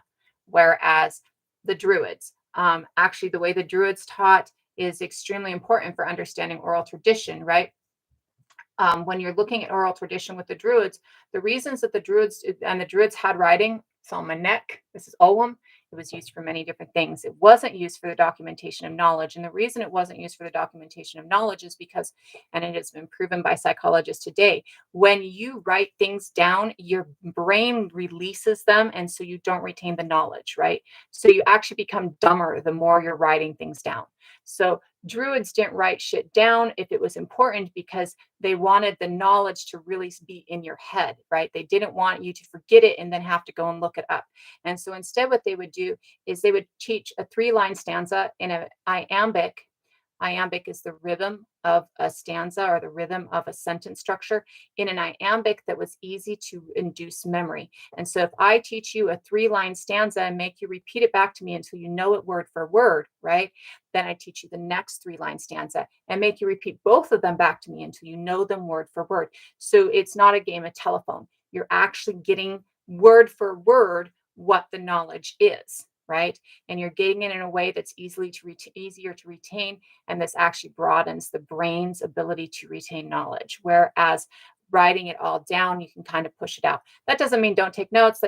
There's also much thought process that writing stuff down actually, so if somebody is talking to you and you're writing down what they're stating because you're doing two things with that singular word, it will actually imprint that word a little bit better in your brain. So things like taking notes, that's not wrong. Like it will actually help you remember. But writing something down and then having to refer back to it for the knowledge of it doesn't retain the knowledge in your brain, basically, is what they state with this. So They're actually saying that because we can Google everything, we're actually getting stupider because we're not retaining it because we're Googling it all, right?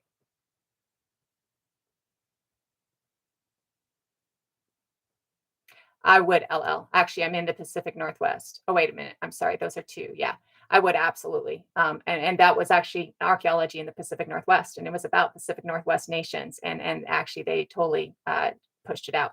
Um, yeah, and indigenous folks within the Vancouver Island space, there's a lot of knowledge. It's been there for generation upon generation, and people have it, right. It's just ignored because, again, white academia likes to think it's the be all end all, right. So, when we're looking at written tradition versus oral tradition, it's important to understand that just because something is written in history doesn't make it more factual than something that is an oral tradition. And when we're looking at, our earliest evidences of writing, we absolutely can see that our earliest evidences of writing are absolutely on cave walls, and they go back like 27, 30,000 years ago, right? Um, and when we are looking at that, it's important for me, it's important to have people understand, because a lot of people will understand writing is starting, you know, uh, 5,000 years ago with cuneiform. Fact is actually that's not even our first recognized writing, even before the cave art. Hieroglyphics predate cuneiform. Cuneiform is our first alphabet. There's a difference between hieroglyphic and alphabet. They're just two different. The difference between them is that there are two different words describing two different functions. So a hieroglyphic set, the symbols within a hieroglyphic set will change as to whether or not they're a whole word or whether or not they're a syllable based on different things around them, right? Whether you have an umlaut, whether you have a cartouche, whether you have these different markings around, tells you whether or not you're looking at a syllable or looking at a whole word. An alphabet and a hieroglyphic is over 30 symbols. Hieroglyphics is over, maybe it's over 40 symbols as hieroglyphics. The amount of symbols dictates what we call it, and how those symbols interact dictate what they call them. An alphabet is something like between 40 and I think it's like 20 characters, and they indicate symbols, sorry, syllables. They indicate syllables, and you must combine them to make whole words. They don't indicate whole words on themselves. Runes are something that's under 20, and they can indicate one or the other. Some runes are only syllabic, and some runes are both syllabic and whole words, right? So these are all different forms of writing. Hieroglyphics predates cuneiform. Again, Western thought wants you to understand cuneiform as the start, because Western thought wants you to understand the start of everything starting in Mesopotamia in Ur, right? It wants you to think of it all as civilization starting here, because this is where white people say it starts, right? So that's awesome, Zuma. So when we're looking at that, it's important to understand that when we're looking at writing impossible and cave art, we need to understand that writing, even before that knowledge, writing goes back a lot farther than we want to state writing goes back. There is still history and prehistory based on whether or not we have written words. So prehistory is something that is after we are writing it down in history is after writing it down, and prehistory is before we start writing it down. I focus mainly on prehistory, like the Naledi hashtags. Yet I studied history for a couple of decades before I started focusing on prehistory, right? So I do have a lot of knowledge of history, but I have also an understanding of how inaccurate history can be, right? And so I focus more on prehistory because there's a scientific basis to it, right? It's not just believing some old dude's words. It's actually got some science to it and some testable stuff to it, some actual look into it, instead of, taking propaganda at heart. So when we're looking at that indigeneity and that coming into space, this prehistoric thought process, it should be understood that many things are being passed down verbally. Many knowledges are being passed down verbally. Many thought processes are being passed down verbally. Um, Almost every culture on this planet, and not every culture, but almost, has the idea of a world tree. To me, this tells me that the world tree is one of our oldest concepts. If you look at different pantheons of gods, there is almost always a trickster god. There's a trickster god in many African pantheons. There's a trickster god in Turtle Island indigenous and Abiyali indigenous pantheons. There's a trickster god in Greek and Roman pantheons. There's a trickster god in Nordic pantheons, Anansi, yeah. And there's a trickster god in Celtic pantheons. There's a trickster god in pretty much every pantheon out there, right? And because of that, this tells us that this is one of those things that's a pre-understanding, right? One of these things that's deep within us, one of these things that we've known for a while. For me, gods are archetypes, absolutely. And what they are is archetypes of us, right? Just like archetypes within a D&D game or archetypes within your gaming system, right? An archetype is the ideal or the perfect example of this, right? Right? So if we are looking at an archetype that is shared by many different cultures, this tells us that this is one of our oldest archetypes, right? There's fertility archetypes in almost every culture. There are warrior archetypes in almost every culture. There are, and most of the warrior archetypes in every culture are also hunter archetypes. They're defensive archetypes, right? And that defensive archetype is a hunter archetype, right? So this tells me personally that these are things that are a little bit older. These are things that are before we're dispersing. These are things that we have a shared knowledge of that goes deeper within our history. Now, as we're moving into space, again, our archetypes are going to adapt to space, right? Our archetypes are going to adapt to what's going on in that region. Coyote would be an archetype that is only found in North America and South America, right? Turtle Island and Abiyala, right? Because coyote is not in Europe and coyote is not in Africa, right? So as people are coming to Turtle Island and Abiyala, they are adapting their trickster god to what they see as the trickster around them, right? Spider being probably a very early trickster god in Anansi, right? Is in a space where spider is really relevant, right? Whereas if you go up into the northern regions, Loki is often associated with a snake, right? And so you're going to see that it becomes relevant in that area. It becomes a part of the understanding of that area. So as we're looking at archetypes adjusting, right? Where we're looking at becoming indigenous and becoming an understanding of space, those archetypes are adjusting too. We see that the world tree adjusts, right? The baboa tree is a known world tree, many spaces in older culture or the ancient cultures within Africa. Whereas we see that the world tree within Nordic culture is the world itself, right? It's like the 9 realms are on the world tree, right? And the world tree within Celtic culture looks a little bit more like an oak, right? Whereas the world tree that we were talking about yesterday when we were reading from Braiding Sweetgrass is a world tree that's not a part of this world, but a part of the sky world. And it has all of the food that you want on it. So each world tree is going to have a different concept based on the people within that space, based on their experience, based on how they got there, based on how they're interacting with that space. This is another part of that becoming indigenous to space, who you are, your identity, your archetypes, what you are, how you consider yourself as interacting with that space, adjusts based on that space, right? We see that anamorphism is very cross-cultural, especially the further back that we get. Anamorphism is something that we see in really every culture. There is really every culture has this relation to the animals in the world around them, the imbuing of spirit of the animals, or the interaction with animals, whether it is like a trickster god that you interact with that's an animal, or the deities that you have that are animals or animal-headed deities, or whether or not it is imbuing the spirit of a bear and becoming a berserker, right? Like the idea that that interaction with the spirit of the animals, that the animals are not us but our equals, really comes across in every culture, and that same as but not equal. Like, let me see if I can explain this in the best way.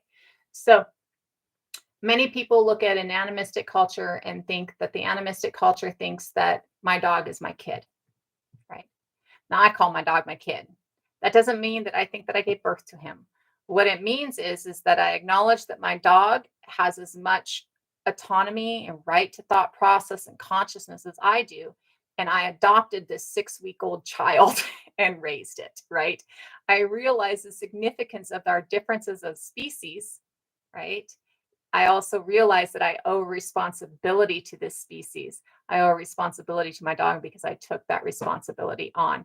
And dogs never stop being toddlers, right? Like it's having a toddler for 30 years, right? So there is an understanding there that I want you to have, right? Animistic cultures don't literally think their dogs are their children, right? They look at them and it may be looking at something as your sibling, but it doesn't look at the same sibling as your sister, right?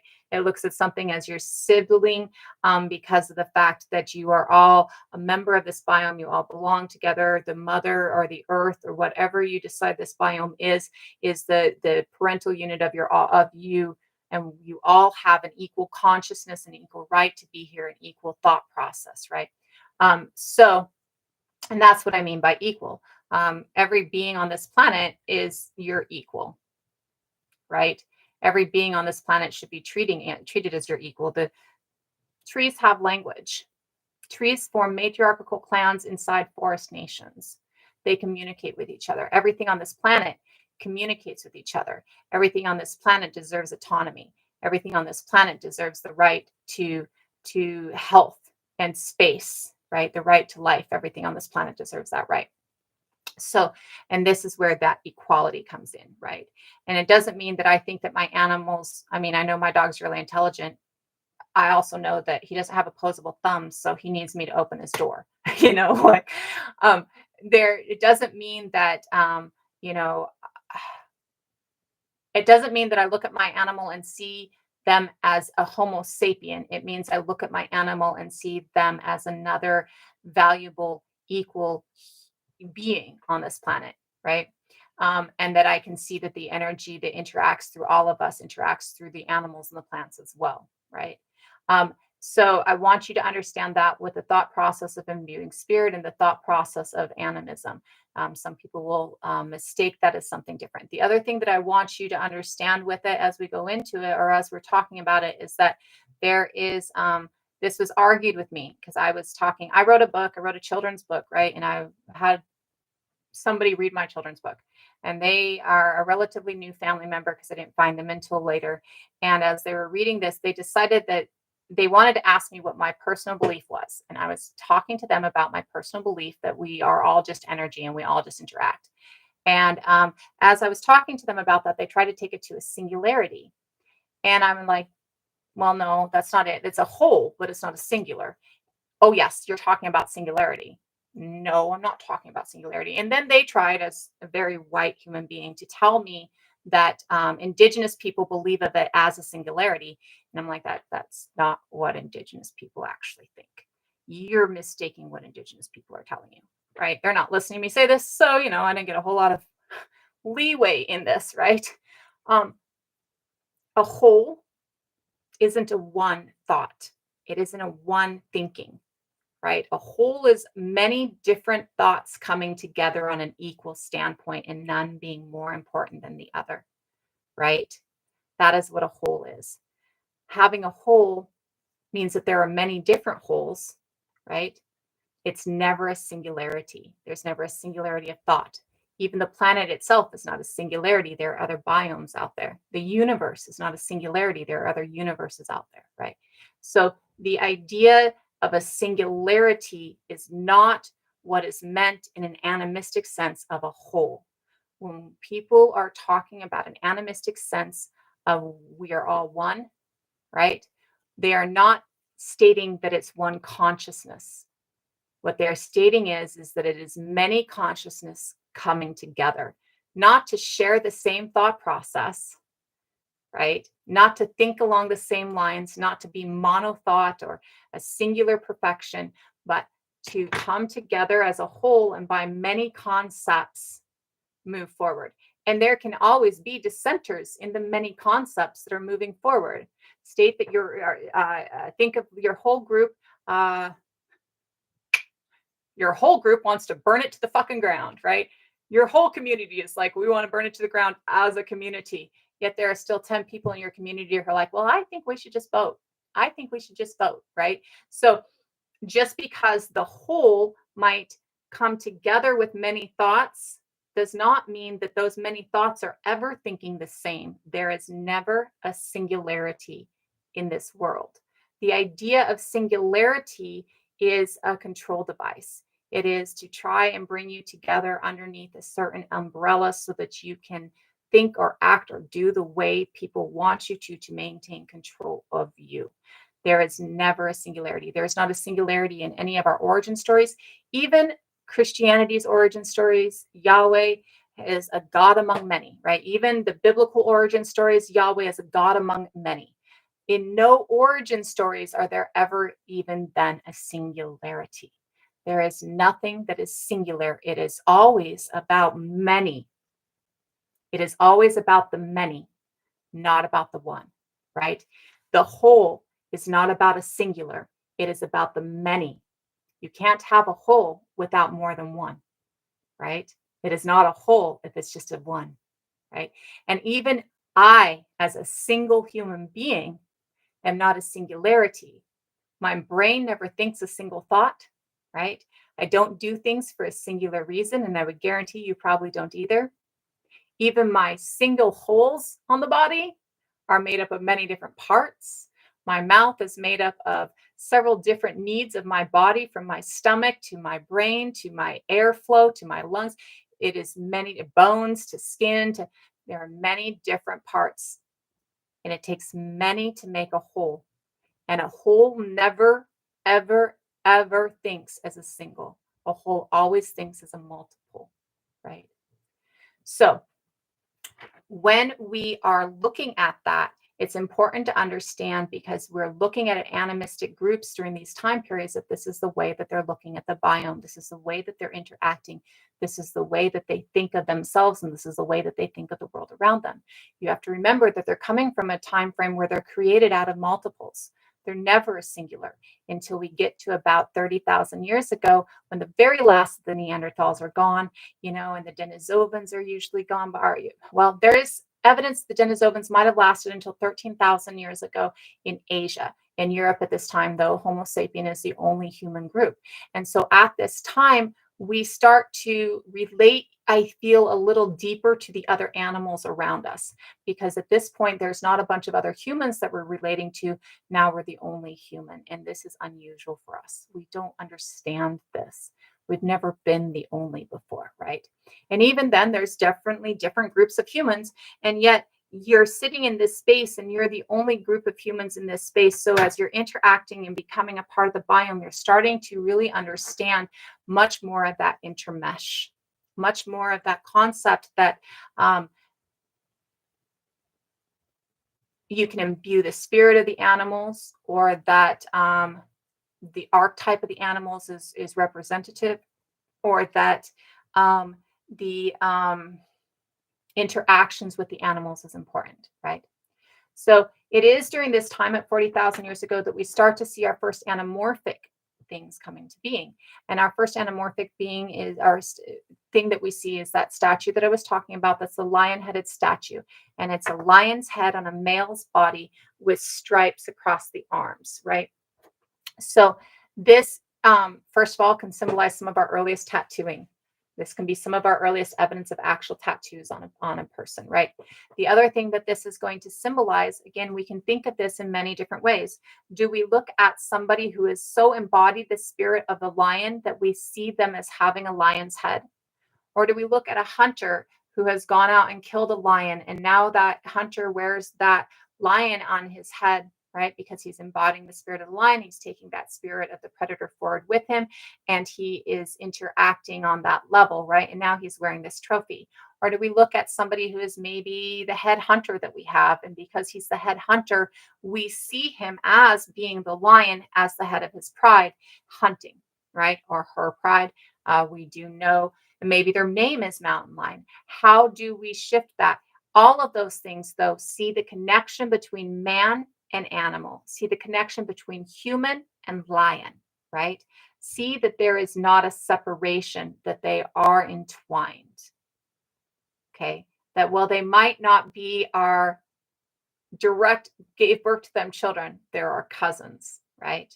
They are part of our coexistence. And this also shows a knowledge of imbuing spirit, right? This is some of our first understanding of imbuing the spirit of something, our first evidences of understanding of imbuing the spirit of something else, right? So, when we're looking at eating animals or we're looking at eating plants, there's an understanding of, and it could be camouflage. It could be, absolutely. There is this understanding of, though I don't know if I'd camouflage myself as a lion unless I'm hunting lions, right? If I'm hunting deer, I'm not going to camouflage myself as a lion because they're going to be as scared of the lion as they are of the human. They might actually be less scared of the human than they are of the lion, right? So I'm not sure if I would camouflage myself as a lion unless I'm hunting lions, right? But imbuing the spirit of the animal within you, right? The spirit that you might be imbuing with the lion might be that hunting spirit, right? Though it does seem to be a male lion because it's like a shaggy headed lion, which male lions aren't the hunters, female lions are the hunters. So maybe it's imbuing the spirit of sitting at home while the women go out and hunt because we know that women were hunting as much as men were in hunting gathering societies. So maybe it's imbuing the spirit of sitting at home while everybody else is going out hunting. It's imbuing, though, the spirit. It's taking in the spirit of the lion. It's taking in the things that we value in the lion that might actually think along those lines. The first evidence of symbolic thought, though, is going to be the art from Homo naledi.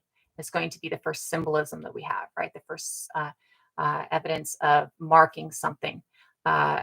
First evidence of this is a symbol that relates to something else, right?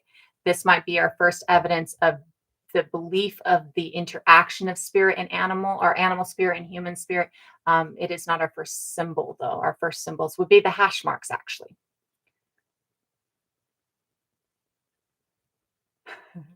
Um, so within this understanding of imbuing the spirits of the world around you, we see this start developing. So this is one of those things that as you're trying to connect to your ancestors is absolutely something that's healthy. It's absolutely something that you can understand. It's absolutely something that you can partake in, right? Absolutely something that you can have a connection to. Now that doesn't mean go talk about your totem because it's not your fucking totem, right? What it does mean, though, is that there is an understanding of interaction with the spirit of animal and the ability to imbue the spirit of animal or spirit of plant into you to do things, right? Whether or not it is the ability to imbue it to hunt, or the ability to imbue it so that the women go out hunt for you and sit at home, or the ability to imbue it so that maybe you imbue the spirit of something that is extremely nurturing, and so you're trying to be more nurturing. Or maybe you imbue the spirit of something that, is extremely curious because you're trying to be more curious, right? Imbuing the spirit of something is about trying to embody different actions that are innate to whatever it is we're trying to imbue. Maybe you imbue the spirit of the oak because of the fact that the oak is strong and stable, right? And stays for hundreds of thousands of years, right? So if you are trying to imbue the spirit of something, this is something that you can do that's an animistic thought that is not cultural appropriation. Again, do not use words like totem. It's not your totem. Totem is not even that. That's not what a totem is. A totem is a pole, right? Like it's not about that. So don't use, phrases and words that are indigenous. A spirit animal is not one I would use either, just because of the fact that we do relate that to indigenous peoples. It doesn't mean that it is something that is only used by indigenous peoples, or by current indigenous groups, right? It doesn't mean that it is only something that is used by current indigenous groups. It is one of those things, though, that has become so intertwined with the understanding of indigenous groups to Turtle Island that to use that phrasing would not be appropriate. Just like to use skinwalker if you believe you shapeshift is not appropriate.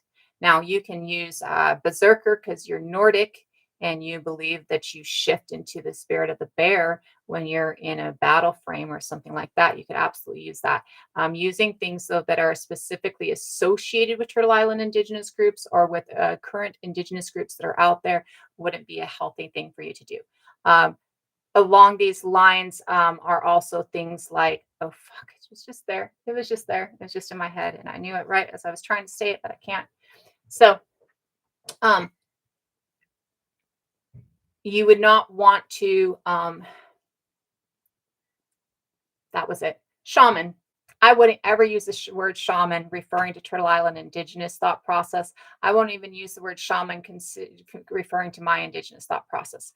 The word shaman is Tungan, and it was something that was taken from the people that the Russians colonized in the 1700s and was applied to Turtle Island Indigenous people. It is not a Turtle Island Indigenous term. It is not something that Turtle Island Indigenous people use. It is something that has been applied to them, right? And yet, even though it is not something that's Turtle Island Indigenous, I would still not utilize the term shaman because of the fact that it is something that has been used to kind of vilify or harm Turtle Island Indigenous people. You're shamanistic, right? And that's not what the term is. The true term is animistic, right? Because shaman, again, is an indigenous person of Russia, one of the indigenous groups of Russia that was colonized by the Russians, right? So it isn't something that I would utilize, even though it's not Turtle Island Indigenous, because it has been associated with Turtle Island Indigenous and it's been associated negatively with Turtle Island Indigenous. And so to be utilizing it would not be, it would be harmful, right? I would say,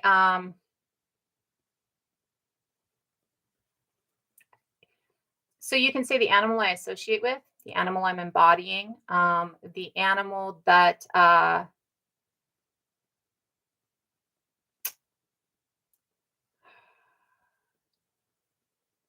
my animal, who I am, right? Things like that, right? Um, Again, spirit animal isn't like one of those things that's really associated with, or it's not a Turtle Island Indigenous thought process. It's just something that's associated. Um, and the reason that I wouldn't use it myself personally, right, or the reason that I would say not to use it is because when you're saying it to people, people think that you are appropriating an indigenous culture, right? Because they think, that spirit animal is only associated with Turtle Island Indigenous people. So I wouldn't use it for those reasons. Um, that doesn't mean that you absolutely can't, because it really isn't a Turtle Island Indigenous phrase, right? You could if you wanted to.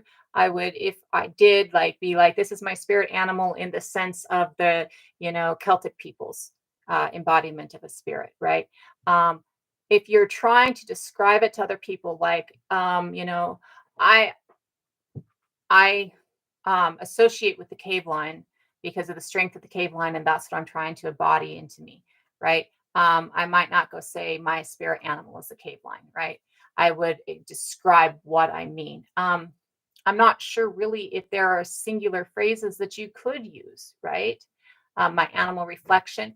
I would, though, make it about your specific connection, right? How do you feel that connection, right? This is my spirit embodiment. This is the animal I embody. This is the energy that I feel. This is the visualization of my own animal energy, right? um, I would, I think it would be individual to every human being, because there isn't a phrase that you can associate with it within European identity unless you're looking at like berserker, right? um, Yet I would, or and because of that, I would kind of individualize it to me, how I identify it, right? Um,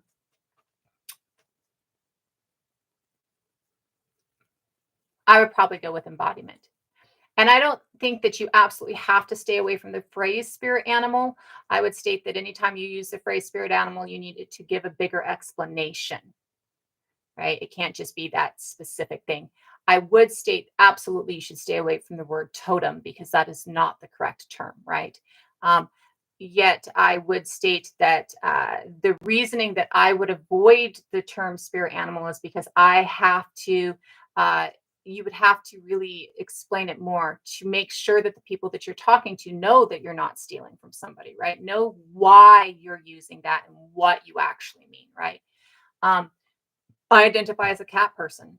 That's real too, right? Like my identity, I have a friend who identifies as a crow.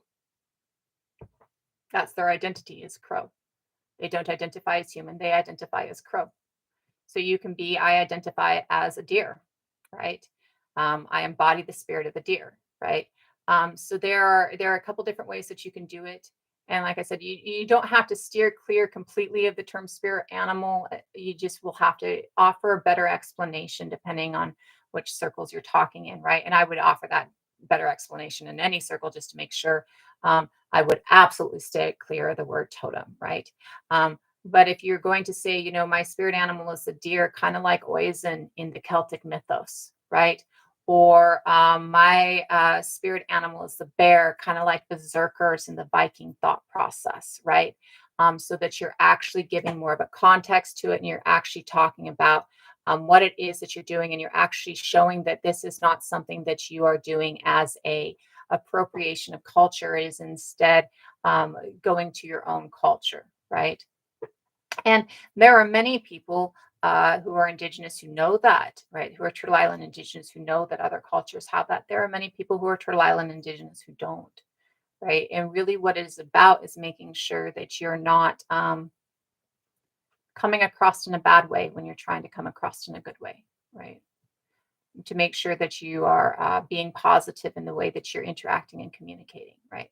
And so, if you were to use that, absolutely, I'm not going to tell you you can't use it. I would just state that I would offer a fuller explanation if you do use it, and you cannot use totem. In fact, you shouldn't be using totem unless you're a member of a specific member of specific nations in the Pacific Northwest, because that's where totems are, right? Totems are a Pacific Northwest thing, right? They're not even a pan Turtle Island Indigenous thing. There's Pacific Northwest thing. So um, within that, um, embodying the spirit of the animal and how we embody the spirit of the animal. Yeah, because it comes from totem pole, right? Which is about it's about clan. Totems are about clans. They're not about the animal. They're not about your spirit animal. They're not about your specific spirit connection. They're about your clan connection or your people connection, right? So it's a beautiful word. It's a beautiful concept, right? It's just not something that you really want to be um, utilizing because it's not something that applies. So when you're embodying spirit, when you are understanding that connection, there are a lot of ways that you can do that. I do.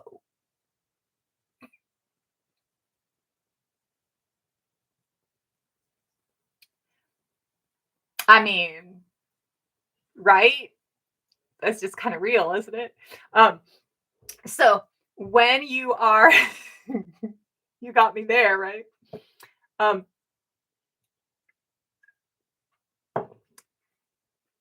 when you're imbuing animal spirit, when you are connecting to something that you want to bring forth in your actions, right? Oh, maybe you want to bring forth a squirrel, right?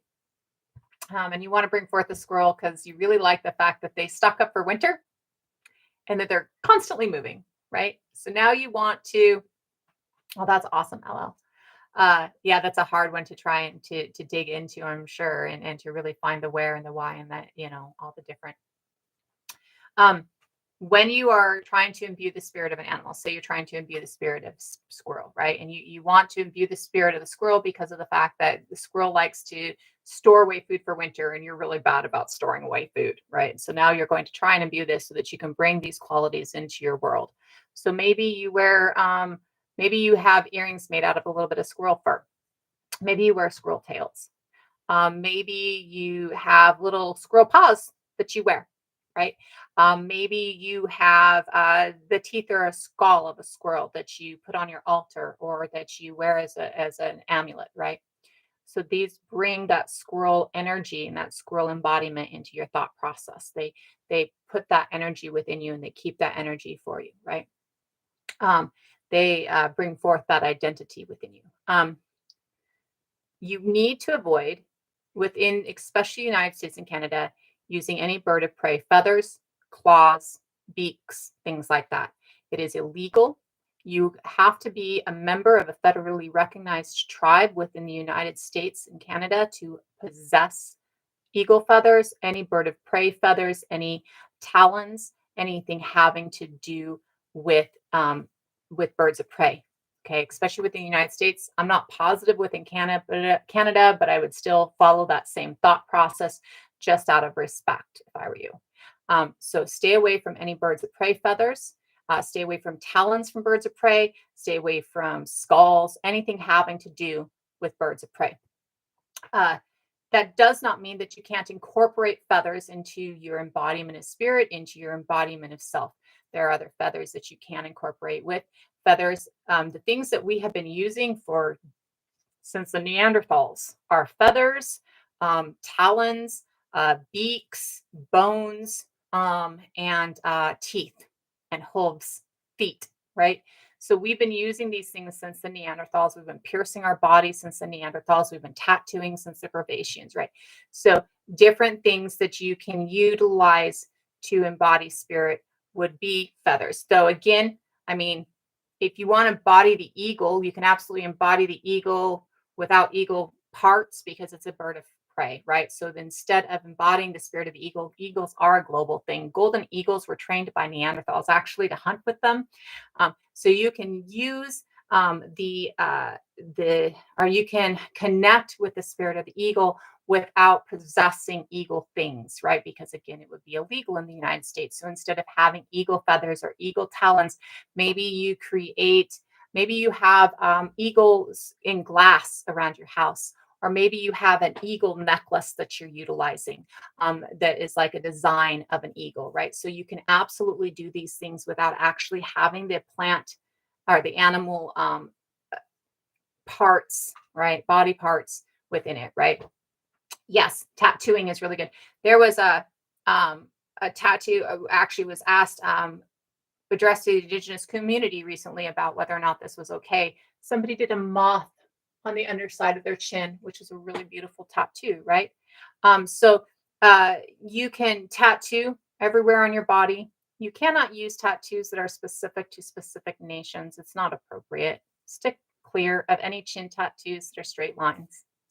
Anything that looks like it's a line on your chin belongs to very specific nations within Turtle Island, and it would be extremely inappropriate for you to use them. Many of these people's nations have been harmed for utilizing them. Many people that you see who are wearing line-based chin tattoos are wearing them for the first generation in their family for several generations because their grandparents or their great grandparents were unalived for them, right? So please steer clear of these things. This would be appropriating culture. You do not want to do that. Don't go and tattoo a single line on your chin and tell everybody it's Isa because Isa blocks you. If you're going to tattoo runes on your face, I would not tattoo a rune on your face that blocks you. Or a Maori moko tattoo, I wouldn't do that either. If you're bound to determine that you have to tattoo something on your chin, there are other designs out there. You can tattoo something on your chin that is an actual design. Tattoo a moth on your chin. Tattoo a bind rune on your chin, like several different runes together to make a singular rune. So it's not a straight line. Because again, Isa blocks you and you don't want to put Isa on your chin anyways, right? You can absolutely tattoo several different kinds of things. Very much stay clear of anything that is associated with the current active Indigenous culture that is fighting for recognition to be able to utilize that unless you are a member of that current Indigenous culture.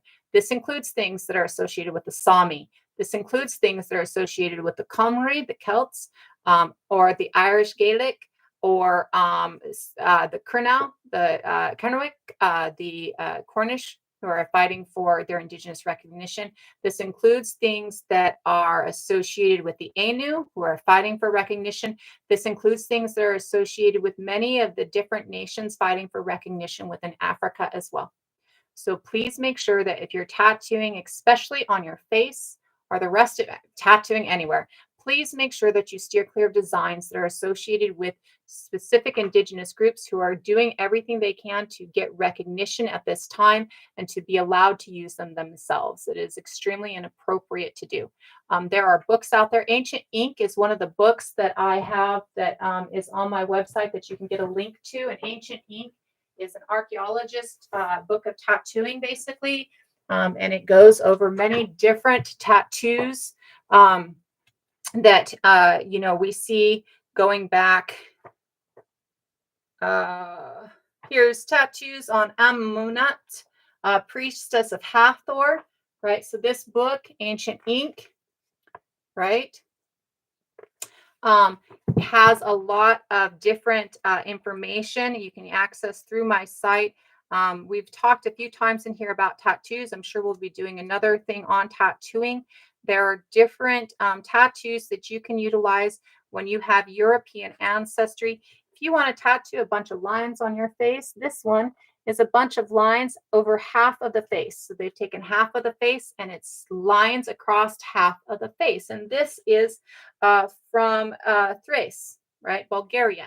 So there are different ways that you can tattoo your body that provide connection to your own ancestors instead of appropriating from different cultures. As we talk about this, it is important to understand that the reason that you don't want to take things from somebody else's ancestors and incorporate them on you, right? Is because you're not speaking to your own ancestors, then you're speaking to somebody else's ancestors. They're not going to hear you right. Yes, flower burials are actually one of the first burials that we have. They've actually reconfirmed that the flower burials of so Earth's Children series, Kreb, there's a flower burial associated with Kreb, the Shanidar one. Shanidar Cave, for a while there, they weren't sure if those were actual flower burials or if it had to do with walking through the fields of flowers with the broad leg pants that the diggers had. But they have confirmed that it is actual flowers. So yes, flower burials are absolutely there. There are many different tattoos, though, that you can use to incorporate your own spirituality, your own ancestry. When you're doing that, you want to do things that incorporate your own ancestry as opposed to other people's ancestries, very specifically because you want your ancestors to hear you. You especially don't want the ancestors of the people that your ancestors killed, right? Like if your ancestor killed somebody, or your ancestor was helpful for colonization of another group, you don't want to sing to this group, right? You're going to be inviting some negative energy into your world. You want to sing to your own ancestry, and finding that connection with your own ancestry is absolutely about singing to or speaking to your own ancestors. So embodying or incorporating something that it belongs to another set of ancestors that don't belong to you, you're not speaking to your ancestors, right? You're not hearing it, right? No. So in an animistic sense, we are absolutely all connected, right? And even today, we're absolutely all connected, but no more than you can take the culture of somebody who is a member of a group that you don't belong to today, right? So as a European in the United States, to take African culture would be extremely inappropriate. You're not related to that culture, right? You have no relationship to that culture. Your relationship to that culture, any relationship you might have to that culture predates 50,000 years ago, right? So that culture was all developed after 50,000 years ago. So your ancestors would understand that culture because it developed after they left, right? So all the cultures that we have on the planet today, everything traditional was once brand new, right? So all the cultures that we have on the planet today, culture is specific to space, like we were talking about becoming indigenous to space and changing your identity in the way that you eat, in the way that you interact, right? Synthegoras, your ethnocentrism needs to leave my chat. That's not true. You know it. Don't erase people. And don't give Europeans a pass on atrocity. Not all the, no, that's not true either. So many people, so African Americans are black people in America, right? Absolutely have their history and their culture and their ancestors stole them from them. Absolutely. 100%. Absolutely. That disconnect is very hard. That does not mean that there is not culture still there that they can know of and take from. I know many of my siblings who are Black absolutely go to cultures that are currently still in Africa and utilize that culture as their connection. Just like we're teaching people how to connect to the European ancestry, you can connect to your ancestry, right? There is blockage that happens, especially for Black Americans, right? That is a specific thing that is problematic, right? Um, it is not taking from a culture if it's been forced upon you, Hillard. If I force you into a religion and you adapt that religion, you have not taken my religion. I made you take it, right? I gave it to you. I forced it on you. That's not taking. It's just not how it works like that, right? You don't have to be on the land that connected your ancestors or created your ancestors to connect to them, right? So if what if one set of ancestors enslaved the other?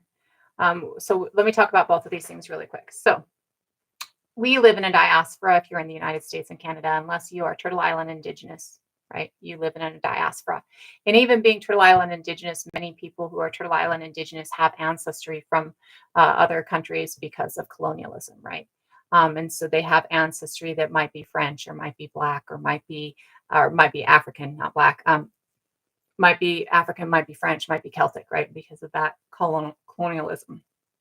So, um, first of all, if one set of your ancestors enslaved the other set of your ancestors, my grandmother escaped slavery in 1750, pregnant with her child, with her master's child. Known this my entire life. This is what I was raised knowing. I spent a lot of time and effort finding out exactly when that happened, exactly how that happened, and what bloodlines or what spot of Africa that she was brought over from. I spent a lot of time on that. That's something that my mother taught me from the earliest I can remember, that you should know all of your ancestors. There is a difference between colonialism and migration. I went over those three terms earlier. We can go over those three terms too in just a second. But let me finish with this. So if one of your ancestors enslaved another one of your ancestors, it is perfectly okay to bring down the traditions of the ancestor who did the enslaving and uplift the traditions of the ancestor who was enslaved. Okay?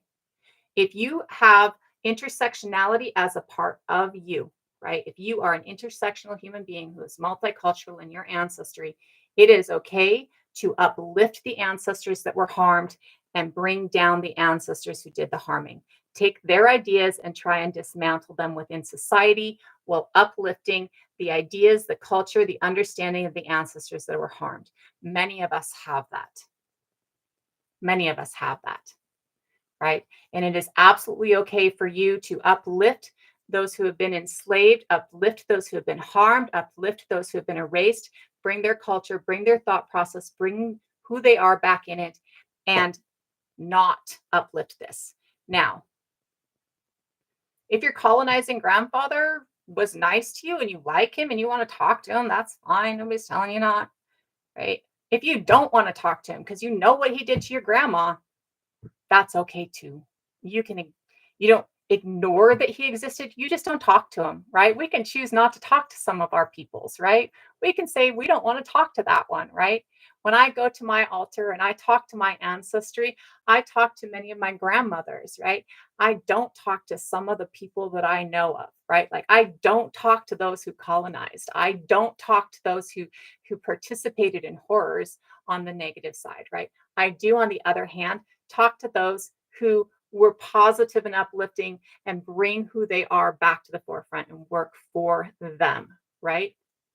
So if you are in a diaspora and you are not on the land that your ancestors were from, you don't have to stand on that land to connect to them, right? What do I mean by that? So say you know your ancestors are French. You can connect to French food. You can connect to French herbs. You can connect to French animals.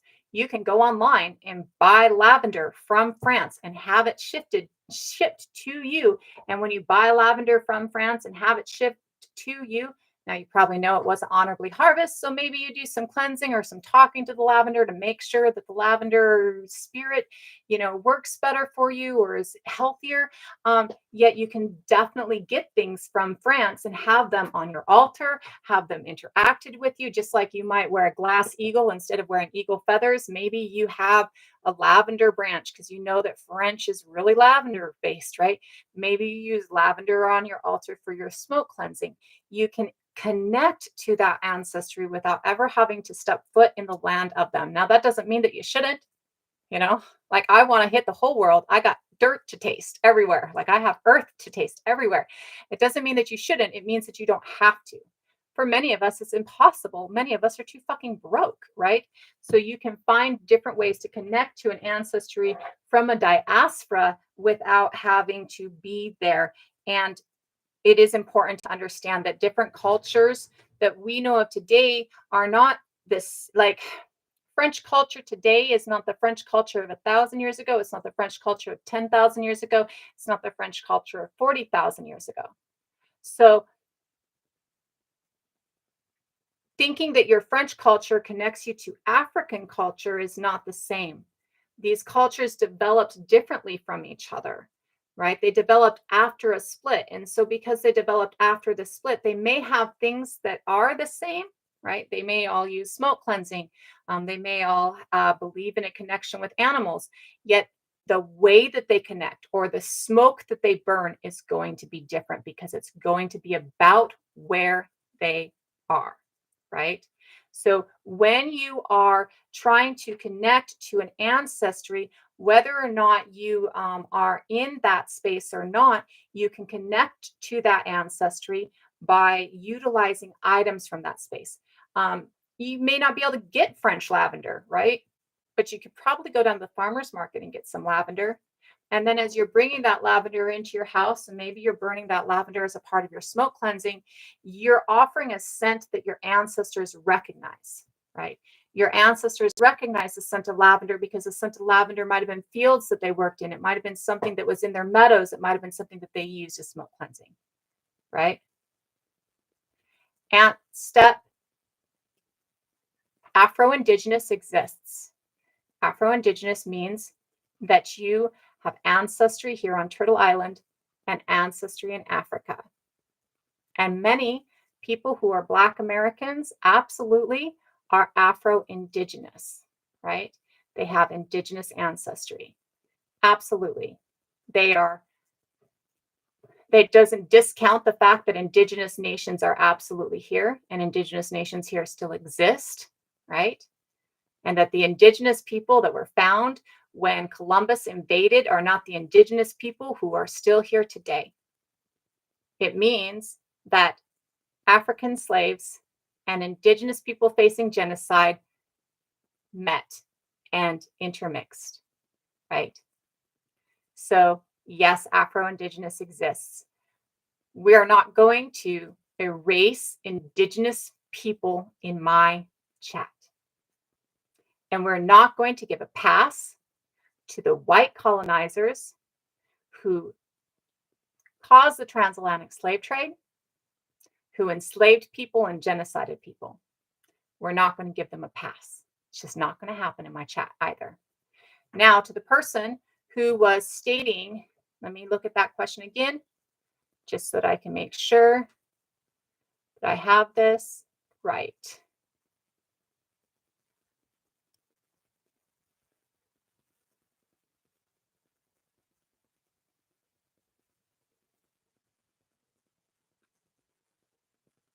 And I can't remember exactly what the statement was. I wonder if it got muted.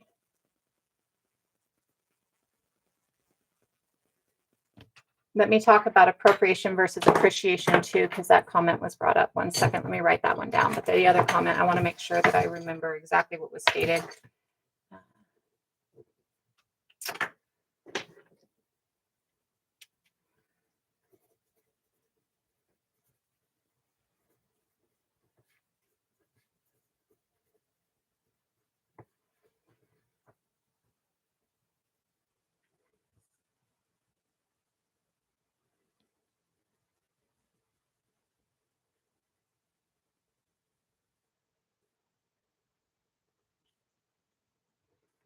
I can't teach people how to connect to their Turtle Island indigenous cultures.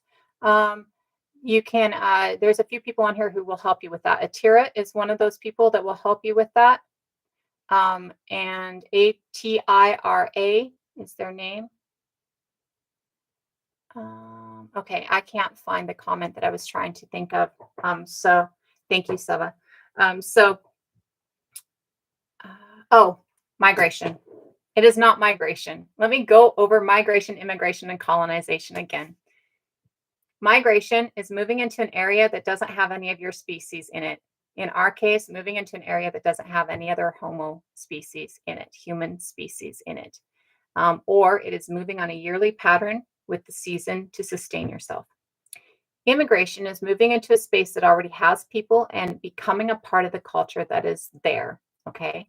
So if you're immigrating to the United States, you become a part of the United States culture, you become a United States citizen, you maybe run for office in the United States, you send your children to United States school. This is becoming a part of the culture that is already there. It is enveloped within, you become a part of. Colonization is moving to a space that already has people in it and imposing your culture on that group, erasing their culture. It is done through violence because nobody wants their culture erased. So you have to be violent to do it. So we see that migration moving into a space that nobody is in is not what happened when the Europeans got to Turtle Island or Turtle Island or Abiyala, because I started pronouncing it incorrectly. My brain wouldn't give it to me correctly. In Turtle Island or Abiyala. That is not what happened. It was not migration when Europeans arrived here. It was not immigration when Europeans arrived here. It was colonization because they came and they replaced the current culture and government with their own culture and government through genocide. That is colonization by definition. Okay. It is wrong. It's genocide. Genocide is always wrong. Killing children is always wrong. There is nothing that you can state that makes killing children okay, period. Hi, Erica. So let me talk about appropriation versus appreciation because of somebody asking about earrings and stuff like that. When you buy something from an indigenous creator or from a Black creator and you wear that and utilize that, that is appreciation of culture. If you buy a pair of earrings from an indigenous human being, you're not only helping them financially, you might actually be helping them get more sales. Like, I got these from so and so, and they make them so great. You're also helping awareness. Like, say you buy a pair of red dresses. Red dresses are for MMIW, missing and murdered Indigenous women. And so maybe you get the pair of red dresses from an Indigenous creator and you wear those red dresses. And every time anybody asks you about those red dresses, you're like, yes, this is because of MMIW. Indigenous women go missing at 26% per capita a year. They are the lowest population in the United States and Canada, and yet they go missing more than anybody else in the United States and Canada. This is a part of the genocide that is ongoing. So please rock your red dresses. Let everybody know about MMIW. That is appreciation. That is awareness creation. That is making sure that maybe other people buy from that creator. And that creator might be utilizing that to feed their children, to pay their bills, right? That might actually be their main form of livelihood. And so you are actually helping them. Nobody wants you to buy a pair of earrings from an Indigenous creator and put them on the shelf. Nobody. Because no Indigenous creator creates something for you to put on a shelf. Indigenous creators create something to be loved, to be worn, to be shown off, to be shown, right? So absolutely buy from Indigenous and Black people and utilize it. Appropriation would be if I were to buy red dress earrings from somebody and I was only European, not Turtle Island Indigenous. I won't sell red dress earrings. I make them, but I won't sell them anyways. But if I, as a European only person who was not Turtle Island Indigenous, were to go and buy a pair of red dress earrings or find a pair online and copy that pattern and start making red dresses and selling the red dresses as Indigenous inspired earrings, that would be appropriation. I am taking something that is Indigenous and I am selling it as my own, right? I have siblings who are Black. I have a Black sibling who was doing hairdressing. They were going to school for hairdressing. I had kind of short hair at the time, and they're like, Sarah, I want to braid your hair. I need to do practice box braids on somebody with straight hair. I wore box braids for a couple weeks because they put box braids in my hair, right? Now, braids are universal, and braiding hair into your hair is documented in the Romans. Like, it is not something that is specific to people who are from Africa. Yet, we in today's culture have found that so many people are being harmed for those things, right? And so we all acknowledge the fact that it's not necessarily something that everybody should be wearing. It is also a lot more the fact that you should not be going out and box braiding somebody's hair and selling box braids. You shouldn't be going out and box braiding Black girls' hair and charging them for it, right? Yet, if somebody who is doing hair who is Black wants to put box braids into your hair, that is you appreciating, that is you uplifting. That is not cultural appropriation. Um, things that are specific patterns, right? Things that are specific to different nations or different groups of people, that is something that you would always steer clear of. Tattoos on the chins that are straight lines. The patterns in French braids, because this is called French, what we call cornrows, is a bunch of French braids, right? Or a bunch of, well, there's French braids and there's several different styles of braids, but that braiding into the hair, that's something that's global. That's something that we see everywhere. We see micro braids here in Turtle Island and mummies. We see dreadlocks here in Turtle Island and mummies. We see dreadlocks in the ancient Scandinavians. We see those things in other spaces and we see them across the globe, but specific patterns are related to specific situations. So if you are braiding braids into somebody's hair in a cornrow style, that is a style that was utilized as a pattern to escape slavery, right? Or a pattern to, to help somebody understand things or to hide food or things like that. You don't want to use those patterns because those patterns are very specific to specific groups of people, and that is not appropriate. Yet, if you are going to braid a triskel into your hair, that's not cultural appropriation. So you don't want to braid patterns that are associated with specific things, right? Just like you don't want to tattoo patterns that are associated with specific things that you don't belong to the culture of. So appropriation is taking something that doesn't belong to you, utilizing it, selling it, or using it in a mockery of, right? Or utilizing something that somebody else can't utilize, like the tattoos on the chin. Those things coming back, those things being able to be utilized by specific indigenous nations, right? So you would be appropriating their culture if you're wearing it because they were getting harmed for it, right? Appreciation is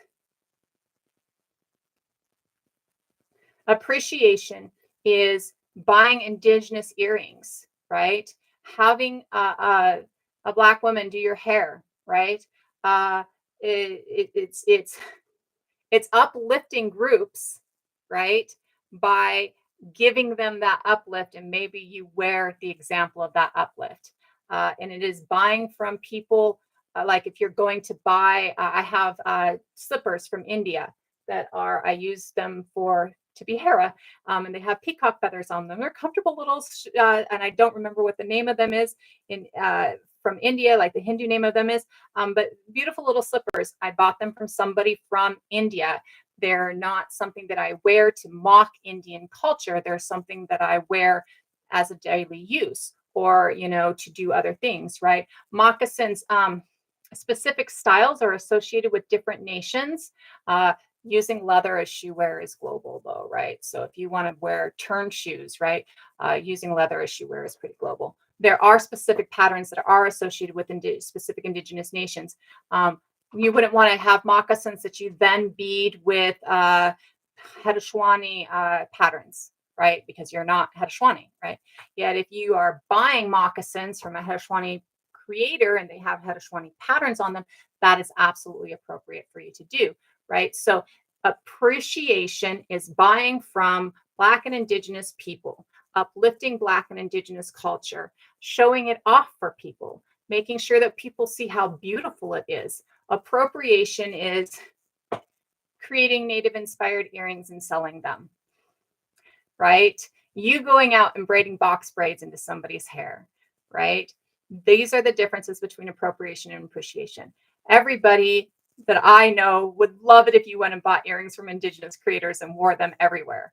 And the more red dresses that you can wear, if you're explaining exactly what that red dress means, this means that Turtle Island Indigenous women and children are going missing at 26% per capita, and we need this to stop, right? Mandan Highway and I-5 are the two worst places for Indigenous women in this country. They are constantly being stolen off of these spaces. This is what I want you to understand, and that's why I wear this red dress, right? That is appreciation. That is uplifting.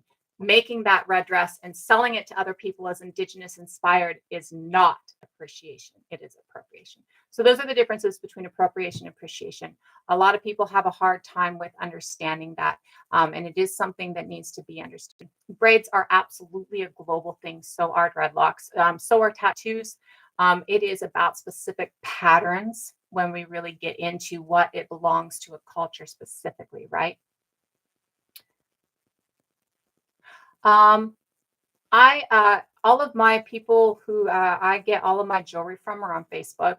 Um, I need to actually get some of them over here. Jessica Combs is where I get my turtles from. Makata Makwa is where I get my braided sweetgrass earrings from. I think those are the only ones that I have that I can think of the name off the top of my head. But those are a couple of different creators that I get stuff from. There is a powwow group on Facebook that you can go to and actually find creators through that too, like and buy jewelry through that. You can go on like Facebook. You can even go in here and be like search for Indigenous earrings, right? Make sure that the person that you buy. I've watched people on here make earrings, right? And so my Facebook. I don't usually give out my Facebook just because I try and keep, I don't Facebook a whole lot. I use it only for Messenger and family. I have family on there. And so I try and keep TikTok and my Facebook separately for the most part. And no, it's okay, Gilly. I'm not offended. I'm just like, I just don't give, like, I try and keep some separation just because of the fact that for me, it's I don't do social media. I'm not a social media person. I come into TikTok to teach, but I don't even scroll TikTok most of the time, right? Like, it's hard for me. That's awesome. I'll see if I can find you on Facebook, Gilly. But so I don't, and I've just started actually posting on Facebook again after like 3 years, and I'm just now like actually like interacting on Facebook again. But for me, up until Standing Rock, actually, all Facebook was my family. And after Standing Rock, it became not just my family, but different community members. And then after 2020, it became a little bit more of different community members. But I end up getting. I was put in Facebook jail for a year, and so after that, I was like, "Yeah, no, I'm good. I'm good." There are a few though here on TikTok that I've watched. I have a couple of people that I actually follow that actually you can see their lives while they're making earrings. And then really, if you go Social Distance Powwow, that's the group that I'm thinking of. Social Distance Powwow actually has a lot of creators on Facebook, and you can find a lot of people through that.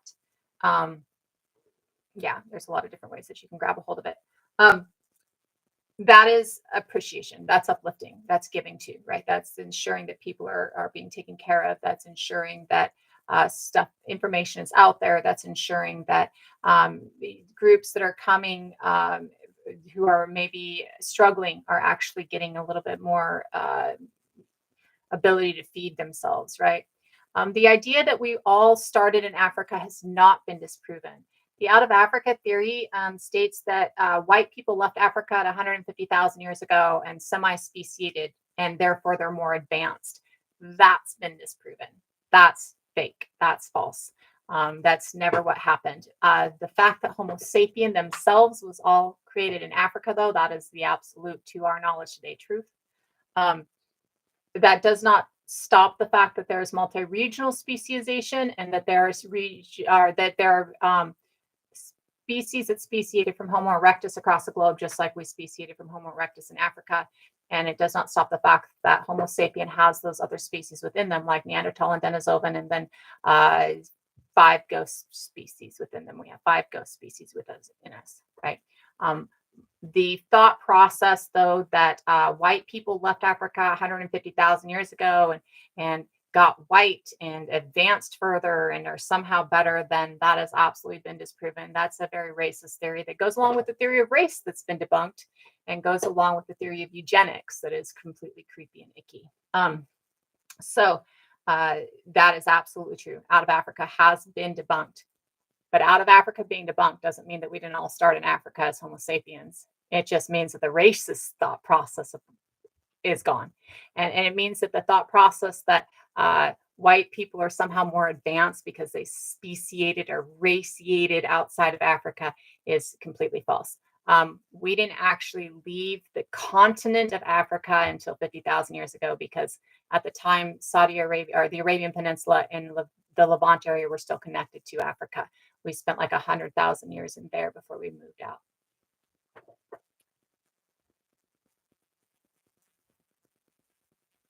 So this is a Gervasian man. This is 40 to 30,000 years ago in Europe. This is some of the first groups of people that are moving into Europe. There's a recent discovery about a pair of sandals that are footprints in Africa. And I want to say that they're 70,000 years old, but I can't remember. I didn't really dig too deep into the article. But there is a sandal discovery about, I think it's 70,000 years ago. The one that fascinates me is the 500,000-year-old building in Africa that Homo heidelbergensis did Lincoln log building with. That one for me is like, ha, ha, ha, ha, ha. So we're all really mixed. We've always been really mixed, right? There's no, even in our origin is a mixing. Homo sapien originates from mixture, right? And so there's constant mixture. As a species, if we see something new and unusual, we fuck it and have kids with it. That's just kind of what we do. Everywhere we go, we see something new and we go, oh, you look new, let's have sex. Oh, you look new, I want to have babies with you. Oh, you look different, I want to have kids with you. Literally every time we see something that looks somewhat like us as another human species, we fuck it. There's not a person on this planet that doesn't have extensive admixture, right? Extensive admixture. All of the entire globe, except for 2 spaces in Africa, 2 communities in Africa, the entire globe has Neanderthal everywhere across the globe. And this is because Neanderthal and Homo sapien mixed in the Levant for 100,000 years. And the Neanderthals went back up into Europe and the Homo sapiens went back down into Africa. And when they went back down into Africa, they carried that Neanderthal genome back with them. They took their children who were part Neanderthal back with them. And so everywhere across the globe has Neanderthal. The 2 populations that don't have Neanderthal are the Kwe population in South Africa and the Yoruba population of West Africa. And those 2 populations have 3 ghost species in them. Just like we see a little genome of Neanderthal in ourselves, we see genomes of a different species that we haven't found the full genome of in the fossil record yet. We call these ghost species, right? So little genetic fingerprints, little genetic markers. And so the Yoruba and the Kwe have 3 ghost species within them, right? And so everybody on this planet has admixture from at least one other species. The majority of Africa and Europe, the admixture is only with Neanderthals, Africa and Eurasia. Southeast Eurasia and the islands of the South Pacific and Australia and Turtle Island and Abiyala all have Denisovan in them. And Australia has a ghost species in it, and Turtle Island and Abiyalians have a ghost species in them. And so we have 5 ghost species. That's an admixture. And then we have 2 other species that we found the whole genome of in the fossil record that we see in our species. Yeah, there's no group on this planet that is just Homo sapien, right? Every group on this planet has admixture from other species in it, genomes from other species in it. And then even when we get to like just Homo sapiens with admixture being left, like if you're looking at like Europe versus Asia, or the Levant area versus Asia, or the Levant area versus Africa, there's constant back and forth mixture there too. The mitochondrial DNA, the Y DNA, the genomes, they're constantly mixing back and forth. We constantly are moving. We're constantly migrating. We're constantly immigrating.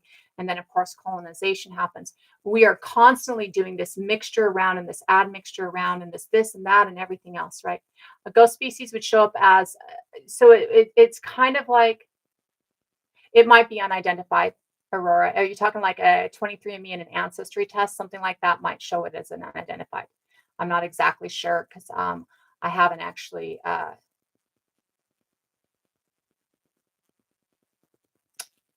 don't have that on my ancestry tests, and I haven't seen unidentified. Most of my stuff actually puts me exactly to different groups, right, to different places. So I haven't seen an unidentified on mine, but that could be what that is, right? So that might be what it is the unidentified could be ghost species genetics within you. Absolutely, absolutely. And if it is, what I would do if I were you to try and figure out which ghost species area it's from is look at the other DNA. So do you have DNA that identifies you as being from Australia or the South Pacific? Then it's probably the ghost species from Indigenous Australians.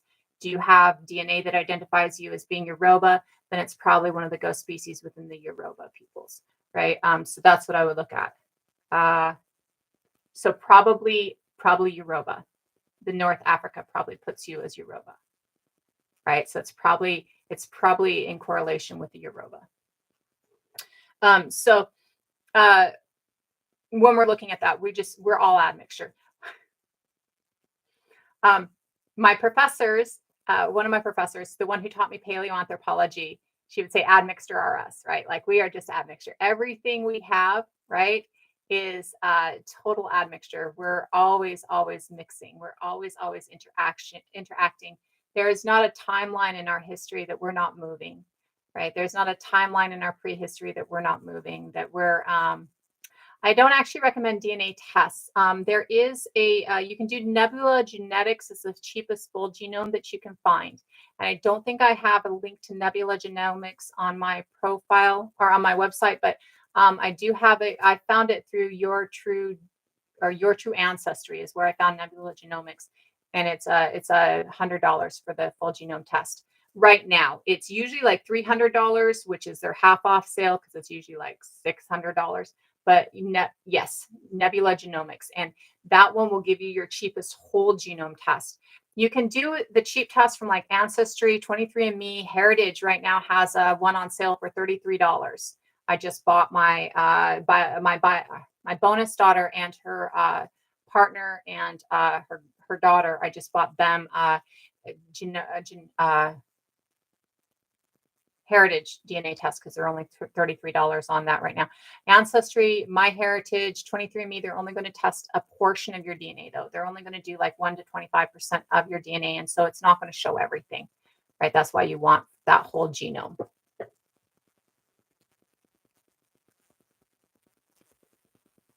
That's interesting.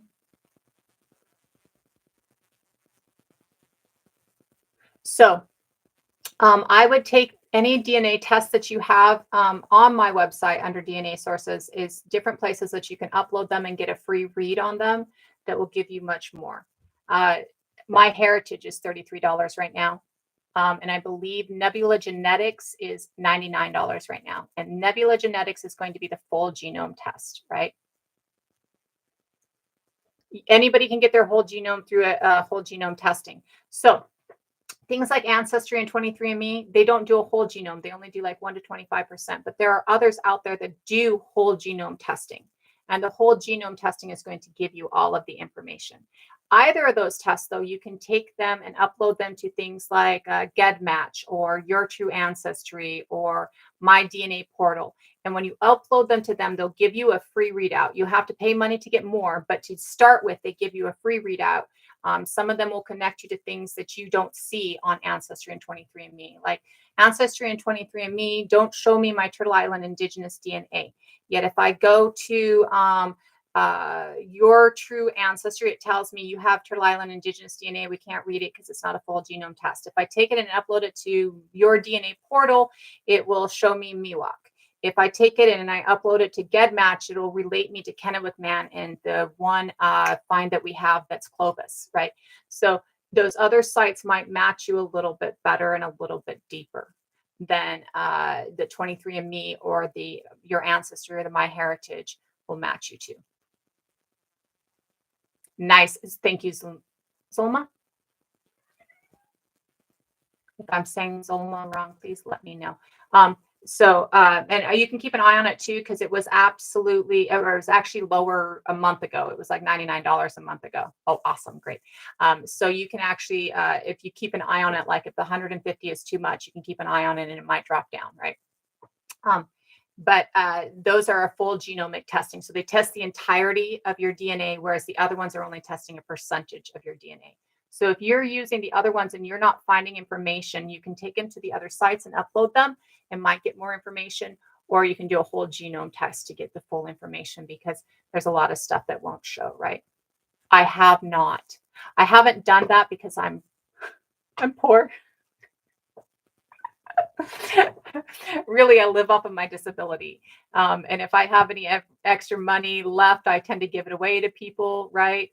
So those ones you can find on my website. The Nebula Genomics isn't on my website, but on the widdaord.com website right there, there is a tab that says DNA, and there are different things on there that are the free uploads that you can upload your stuff to free.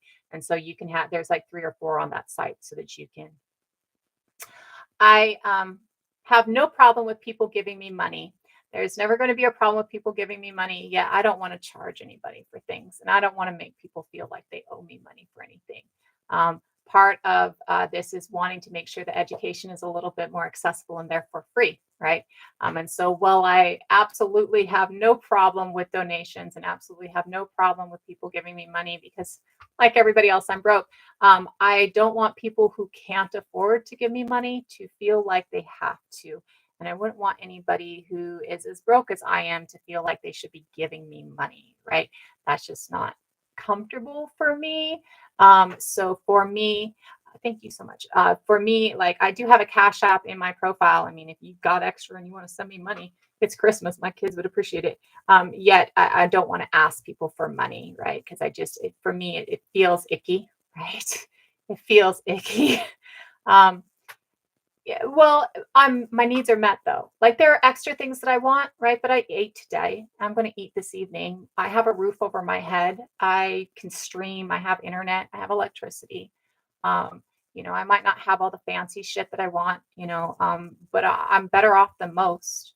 You know, I'm better off than many people I know, and I'm secure and stable. And so, and I agree that my time is valuable. Yet my value to me is to community. My value to me isn't to a dollar, right? And don't get me wrong. I mean, living in a capitalistic society, of course, having more money is always easier. I did ask for donations a couple weeks ago when my cat got injured, and I had to pay $400 for an emergency surgery for my cat. And then 2 months ago, when my cat and my dog both had surgery back to back, and it was like $1,500, and it's like that's my fucking entire income, So I have at times gone, hey, I need some help. If you have the ability to give me the help, please do. I just don't want people to feel like you have to, right? Like I don't want anybody to feel like, don't pay $40,000 a year at the college, pay me $40,000, right? So I don't want people to feel like that's an obligation, or that my needs aren't met. My needs are met, and I would rather people meet their needs and make sure that their needs are met before they meet my desires, right? Too often we meet other people's desires and don't meet our own needs, and those other people aren't meeting our needs, they're meeting their desires, right? Okay, so this is all of Europe prior to like 10,000 years ago. So our first uh, evidences of lighter skin in Europeans doesn't come until after 10,000 years ago. It's roughly 5,000 years ago when many European, where you're seeing, um, roughly 50% of the population becoming lighter skin. At 1,000 years ago, even in the Viking ages, in the sagas, they document roughly 10% of the population is still dark of skin. So we see that light skin is extremely recent, and that light skin, as a majority of the population, is even more recent, right? And so this is really all of Europe to start off with. And that's all documented in my website too. That's all sourced. You can find those sources in my website. Or you can read the sagas. The sagas will tell you that. Egil Skallagrimsson is dark. It says so in the sagas. It says he's dark of skin. He's swarthy. He's dark. So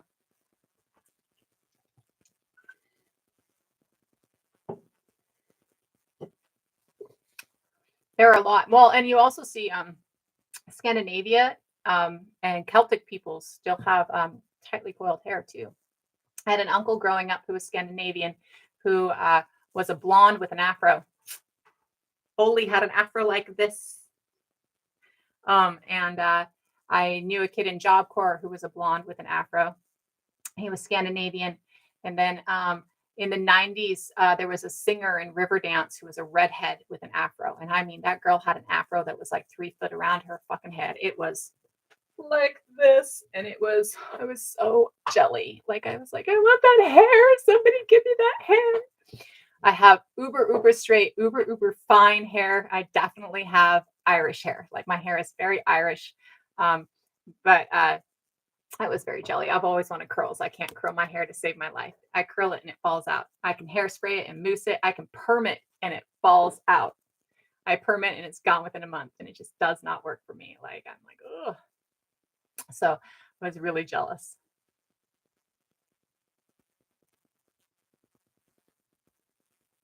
I'm not even sure what you're trying to state. I know.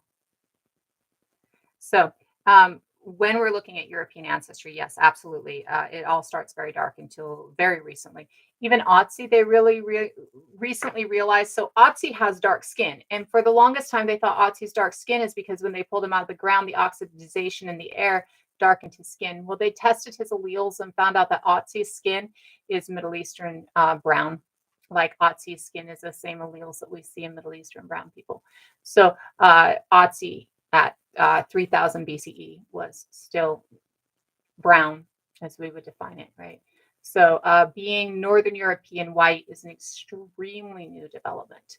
And even in Northern Europe, it is not something that you see everywhere, right?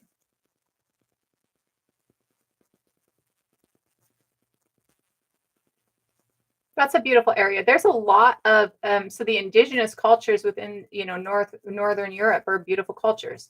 So we now know that that Scandinavia was settled by two groups at 7,000 years ago, and the two groups that settled Scandinavia, one was dark of skin and blue of eye, and that group came from Southern Europe, and the other one was light of skin and dark of eye, and that one comes over from the steppes. That's a Finno-Ugric language speaking group.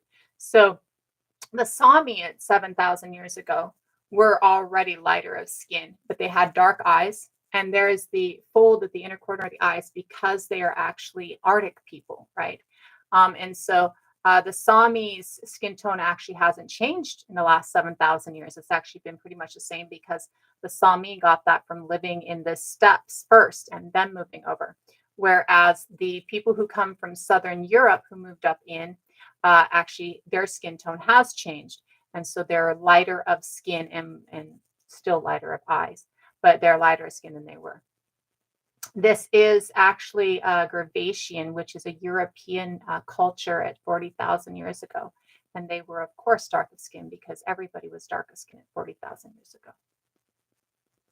Absolutely. North Africa, when the theory of race was created, of course, it has been debunked. Again, race does not exist. It's a colonial construct. When the theory of race was created, it created 5 categories within the theory of race. Caucasian is actually the Levant, the Arabian Peninsula and North Africa is what Caucasian is.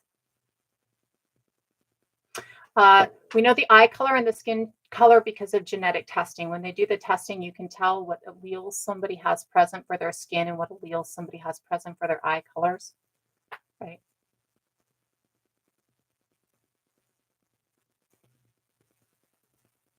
Sun causes the change. The level of sun in the environment causes the change. We know that the eye color shifts first because the eye color, lighter eyes are a low light adaptation. So if you're in an area that predators are there and you need to be able to see better, you work on seeing better first. Vitamin D, we can get that from plants, and so that came later. They're not a mutation, they're an adaptation. Adaptation and mutation are a totally different thing. A mutation is like narcissism is a mutation. Narcissism is a mutation to the genomes that comes from epigenetics, from trauma, and it's a mutation to the genome, MPD. Violent behavior is a mutation of the genome, and it comes from MPD. It comes from that time period. Mutation. A mutation is when a trauma happens, or when something doesn't copy right, or when you're inbreeding. That's when mutation happens. Adaptation happens based on environmental factors. The biome factors are the factors of the biome that influence the way that your children are born, or influence the way that your genes are expressed in the next generation.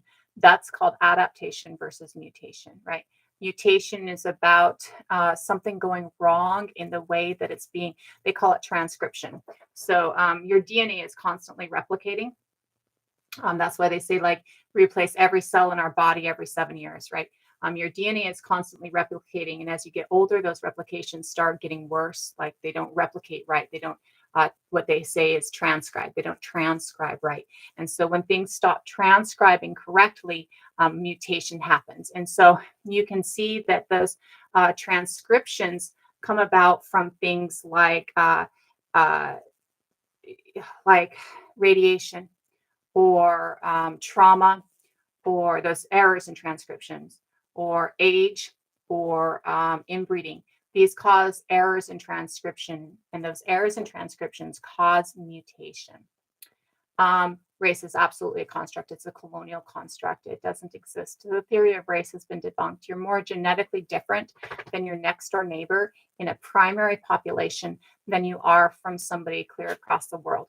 So we know that the Khoi people of South Africa have all of the genes of a human, like all the Homo sapien genes. They're within the Khoi people. Every genetic that you can get for Homo sapien is within the Khoi people. So somebody who is Khoi might have there's 25,000 genetics within the human genome, 25,000 distinct genetics. So maybe we get 10,000 each. So you might have genes 1 through 10,000, and your next door neighbor might have genes 10,000 to 20,000. Yet somebody in Sweden might have genes 1 through 10,000. So you're more genetically similar to somebody in Sweden than you are to your next door neighbor who's Khoi as well, right?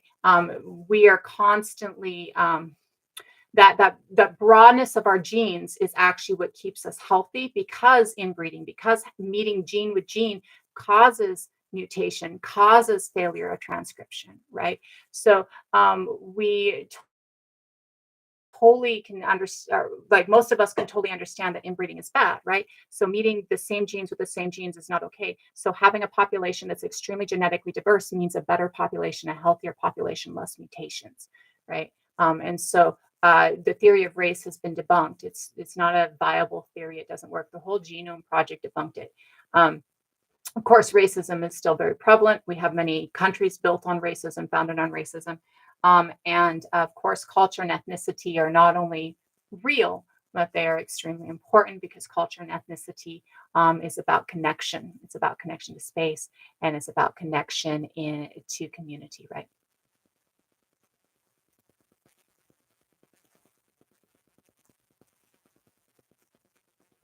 Yeah, and it is. It's about division. So around 10,000 years ago, we see the rise of a few different things. At 10,000 years ago, we see the rise of stratification. We see the rise of narcissistic personality disorder. If you read any of our history of our earliest kings, they all display narcissistic personality disorder. They all display the trauma in childhood that causes narcissistic personality disorder, and their actions as adults are all narcissistic personality disorder actions.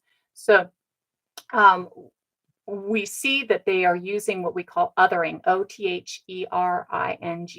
othering, to create division. And that creation of division is to keep people down below so that they can rule and maintain their ability to maintain control over other people. So othering starts with the barbarians in the hills are here to steal your grain. So you have to pay me so that I can pay my army so that I can protect you, even though it's me that's stealing your grain to feed my army. Um, and then it goes to different nations since we're all in cities. And then it goes to gender within society. We see the idea that gender matters and that those who are biologically female are somehow less than those who are biologically male. This starts within the Greeks around 30,000 years ago or 3,000 years ago. And then we see this translate into religion based. My monotheistic God is better than your monotheistic God, and you're a sinner and I'm not. And then we see it translate into race starting in the 1400s. And now we see it's translated into immigration and houselessness. These are all methods to make you look at your neighbor as the problem instead of seeing the government that's stealing from you as the problem, instead of seeing those who are trying to maintain control and hoard as the problem, because they know that if we all unite, they don't have anything they can do anymore, right? And so if I can convince you that it's your neighbor that's a problem, that it's red versus blue, that it's the houseless, that it's the person who's white or the person who's black, if I can convince you that that's the problem, then you're not going to overthrow me, right? And so race is one of those things that was developed to kind of double down on that, right? One of those things that is developed to kind of give them the ability to maintain that control, right? Maintain that control. This all starts like 10,000 years ago. We are like 290,000 years as a species before we do this. And in that 290,000 years as a species before we do this, literally, if you look different than me, I fuck you. We literally see anything that looks different than me as attractive, right? Until we get to the idea that we need to maintain control. It starts in Mesopotamia. It starts in that Fertile Crescent. Our first civilizations is what it starts with. And we see it, the first city that we see based on stratification and agriculture is 10,000 years old. And it's along a river in Jordan.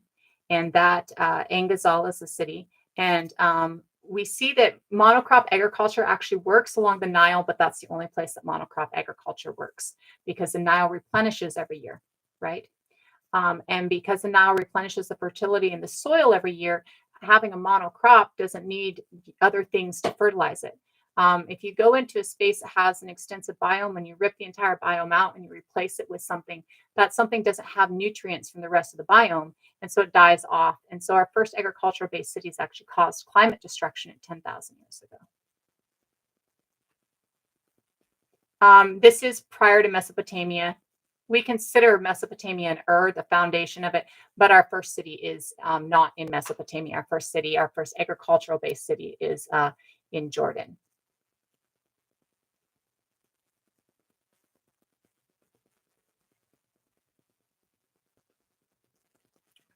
So a lot of people think that the catalyst for change is climate change.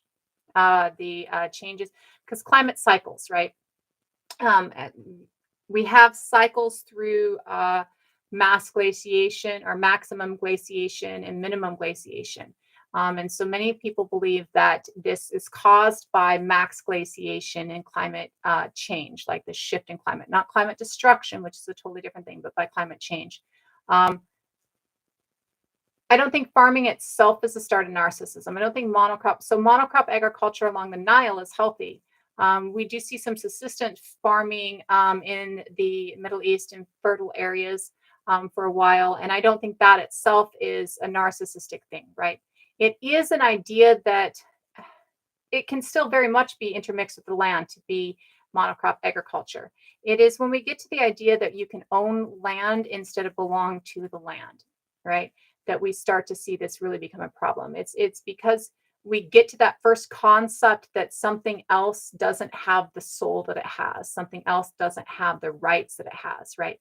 So when we disconnect ourselves from the land and set ourselves as a step above, right? That is where we see this shift start.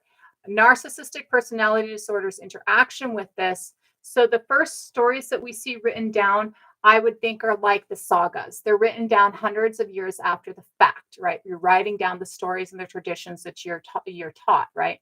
And so when we see the first stories written down about kings, the descriptions of these kings are very often narcissistic. So Sargon is one of the first kings that we see written about. And Sargon is a king who was abandoned as a child, put in a basket to float down a river. Sounds familiar.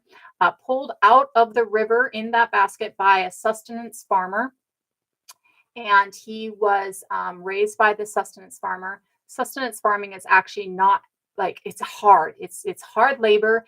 And hunter gatherers work like 16 hours a week tops. That's like, if you're a hunter gatherer and you're a workaholic, you work 16 hours a week. On average, hunter gatherers work 8 hours a week to provide for the entire community. Each person in the community works roughly 8 hours a week to provide. Sustenance farming or subsistence farming is completely different. You're working every day, you're working long hours, and it's hard work. And then you're not really having a lot of food for the majority of the year, right?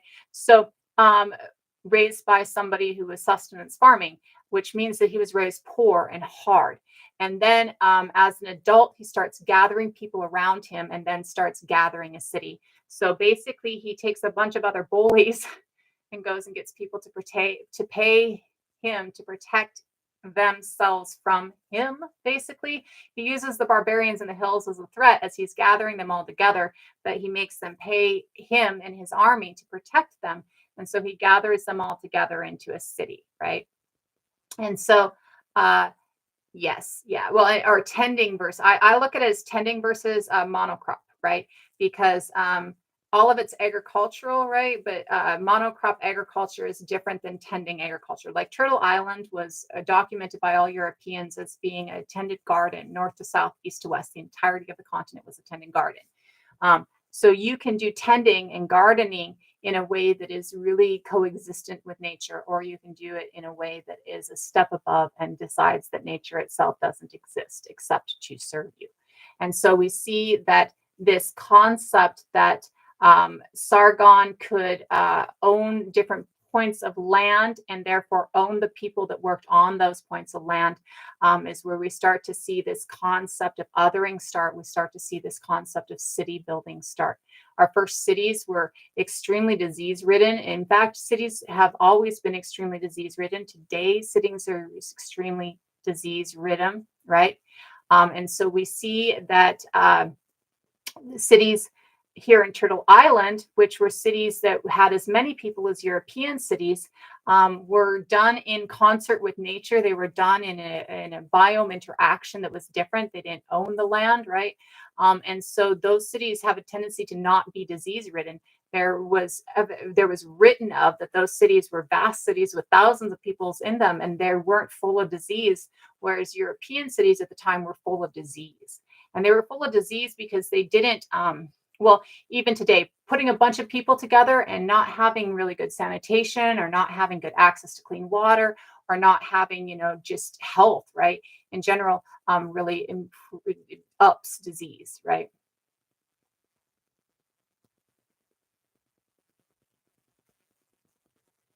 That makes sense. Well, and I think that as we were talking about earlier, I think many of our archetypes, many of our myths come from a time before. Like many of our myths come from the start of us, right? Like almost every place has a world tree. There are very few places that I know of that don't have a world tree.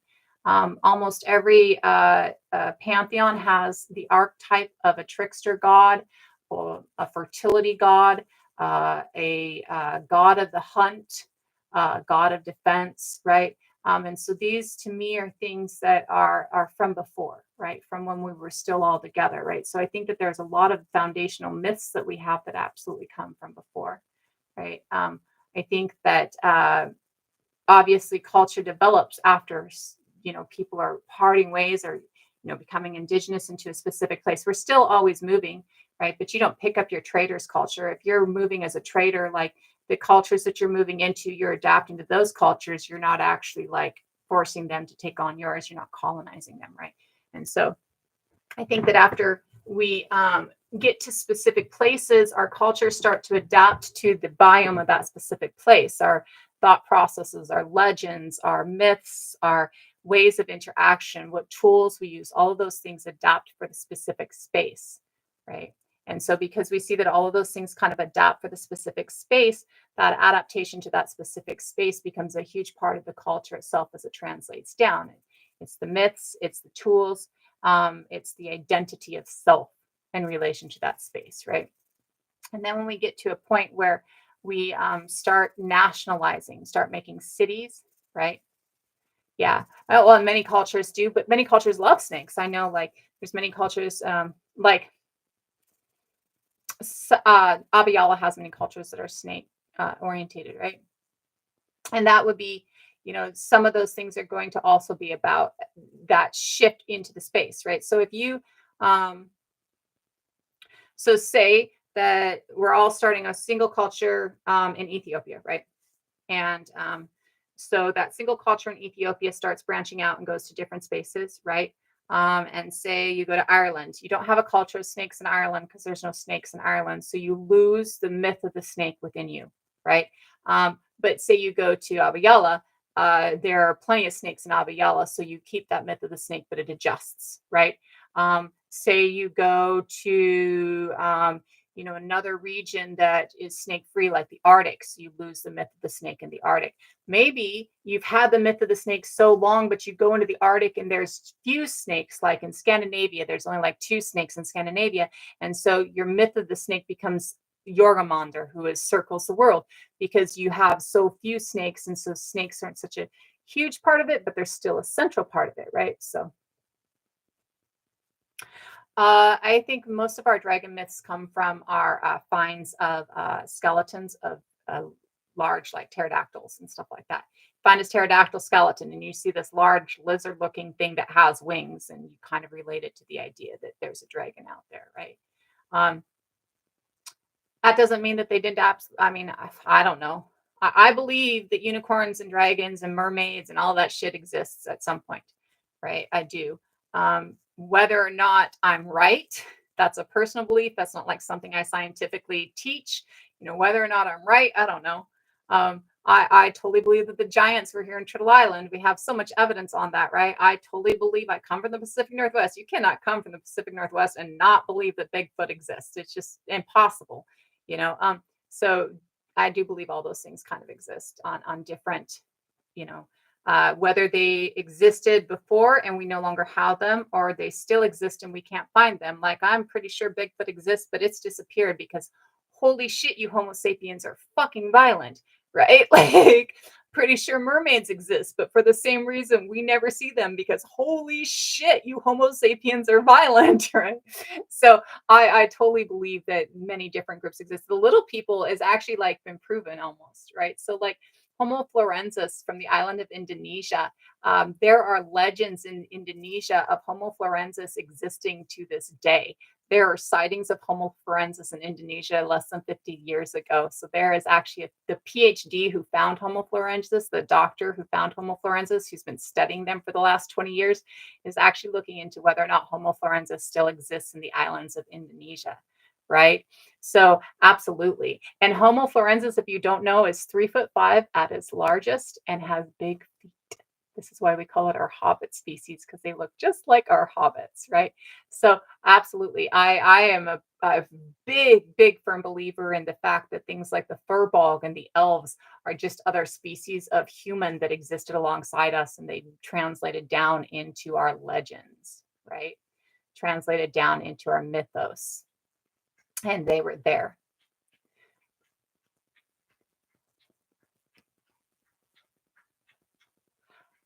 Well, aliens have been told, we've been told in the last year that aliens are real.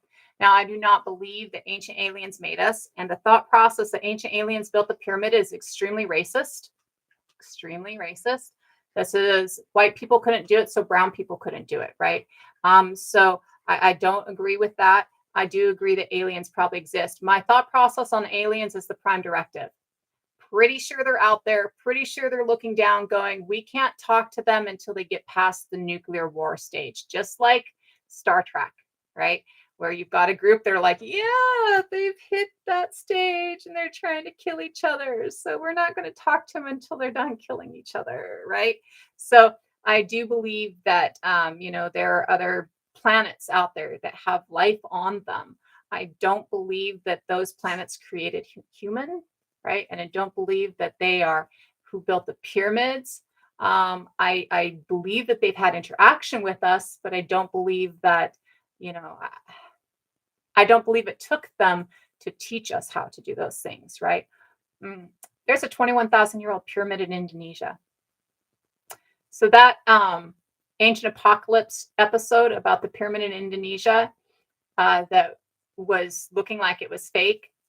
They've actually done more extensive studies since that, and the pyramid oh god, it's not Borneo because Borneo is where the foot amputation is. But the pyramid in Indonesia is 21,000 years old. There is a 21,000-year-old pyramid in Indonesia, right? And it makes sense because we're talking about stacking rocks on top of stacking rocks on top of stacking rocks, right? And it makes sense, right? There are pyramids all over the place.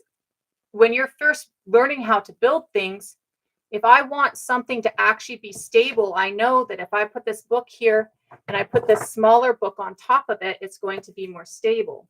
But if I put this bigger book on top of the smaller book, it's going to be less stable, right? So stacking things on top of things on top of things is actually science, right? Like it's actually this understanding of the way the world interacts. It works better that way, right? I am going to go. Before I go, I have stuff I like to say before I end my lives. So we're going to kind of go into that. Biologically, humans are nurturing and communal. Biologically, we're the only species that has what we call mandatory midwifery. Mandatory midwifery is the requirement of having somebody else there to help you give birth to your child. We have this because of the way our head is shaped compared to the way our shoulders is shaped, kind of like in this T, and the size of them and the pelvic outlet. So we have to turn our children twice to get them through the pelvic outlet to give birth. We're the only species that has to do this. Neanderthal had to do it, but they're gone. So we're the only species currently that has to do it, and one of the only two species in the history of the world that we know of that has to do it. The other thing about us is that we are communal as our nurturing as a species. We have 5 life stages from neonate to adult. Neonate meaning newborn, adult meaning full formation of the brain, closure of the brain, not that it's closed off, but the full forming of the brain. Currently, that's 25 years. Bonobos and orangutans are like 8 to 9 years. Whales are roughly the same time period. And elephants are 5 years. We're the only ones that take 25 years from the time we're born to the time we're fully formed in our brain. And we're the only ones that have 5 life stages. During this time period, we have to have nurture. We did studies in the 50s where we put orphans in 2 separate rooms. In one room, we gave attention to. In one room, we just fed, propped up bottles. The room that we just fed, propped up bottles, died. It's called failure to thrive. They wasted away and they died off. We have to have nurturing to develop our brain. We have to have nurturing to learn. We have to have nurturing to be healthy, to be okay. We have to have nurturing by a broad community. They're doing a lot of studies on hunter-gatherer groups that are still subsisting, and they realize that 2 parents doesn't do it. You need an entire community to raise a child. You needed an entire community to raise a child in prehistoric times, and you really need an entire community to raise a child today. From infancy to adulthood today, even as a single parent, you still need somebody to employ you. You still need somebody to work at the grocery store so you can buy your food. You still need somebody to babysit your kid. You still need teachers. You still need the interaction of others. We need an entire community, not just the women of a community, but an entire community to nurture a child from neonate to adult. Nurturing comes in many different forms. It comes in feeding, it comes in teaching, it comes in holding, it comes in interaction, it comes in sparking interest in a child, right? So we need an entire community to help us form our brains in a positive way. Prehistory, we're looking at least 30 people, right? So, as a species, biologically, we are nurturing and communal. These are innate to us. We must have these things to be healthy. We're also creative as a species. So, we must have that nurture of our creativity so our brain develops fully, right? So, currently, we live in a society that teaches you to be nurturing and communal is wrong. Men aren't supposed to nurture, and nobody needs community. Should all be in two-parent homes. Nobody else should be helping us raise our children. Let's isolate ourselves. Don't feed the houseless. Helping other people is not good. We currently live in a society that teaches us that the things that are innate to who we are, requirements for who we are bad.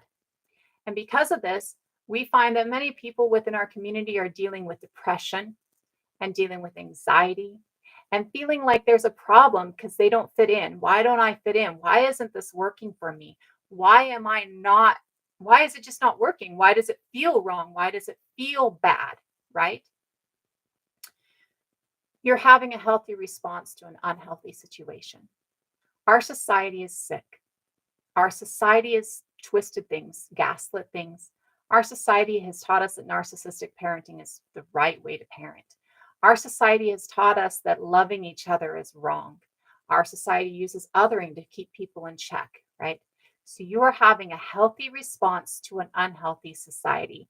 The reason that you can't fit into it isn't because you're the problem, it's because society is the problem. The reason that you're depressed and anxious and feel pain and empathy watching the world killing itself and killing each other is because you are having a healthy response to an unhealthy situation. I would love for you today to understand that we are innately nurturing and communal, that everybody on this planet is worthy of love. Just by breathing, just by existing, you are worthy of love, compassion, empathy. Doesn't matter what religion you are, doesn't matter what skin color you are, doesn't matter where you live. You are worthy of compassion and empathy just by breathing. You do not have to be exploitable by somebody who is paying you a bare minimum so they can take everything from you. You do not have to be somebody else's idea of what they can take from you to be worthy. You are worthy of love and compassion and empathy just by existing.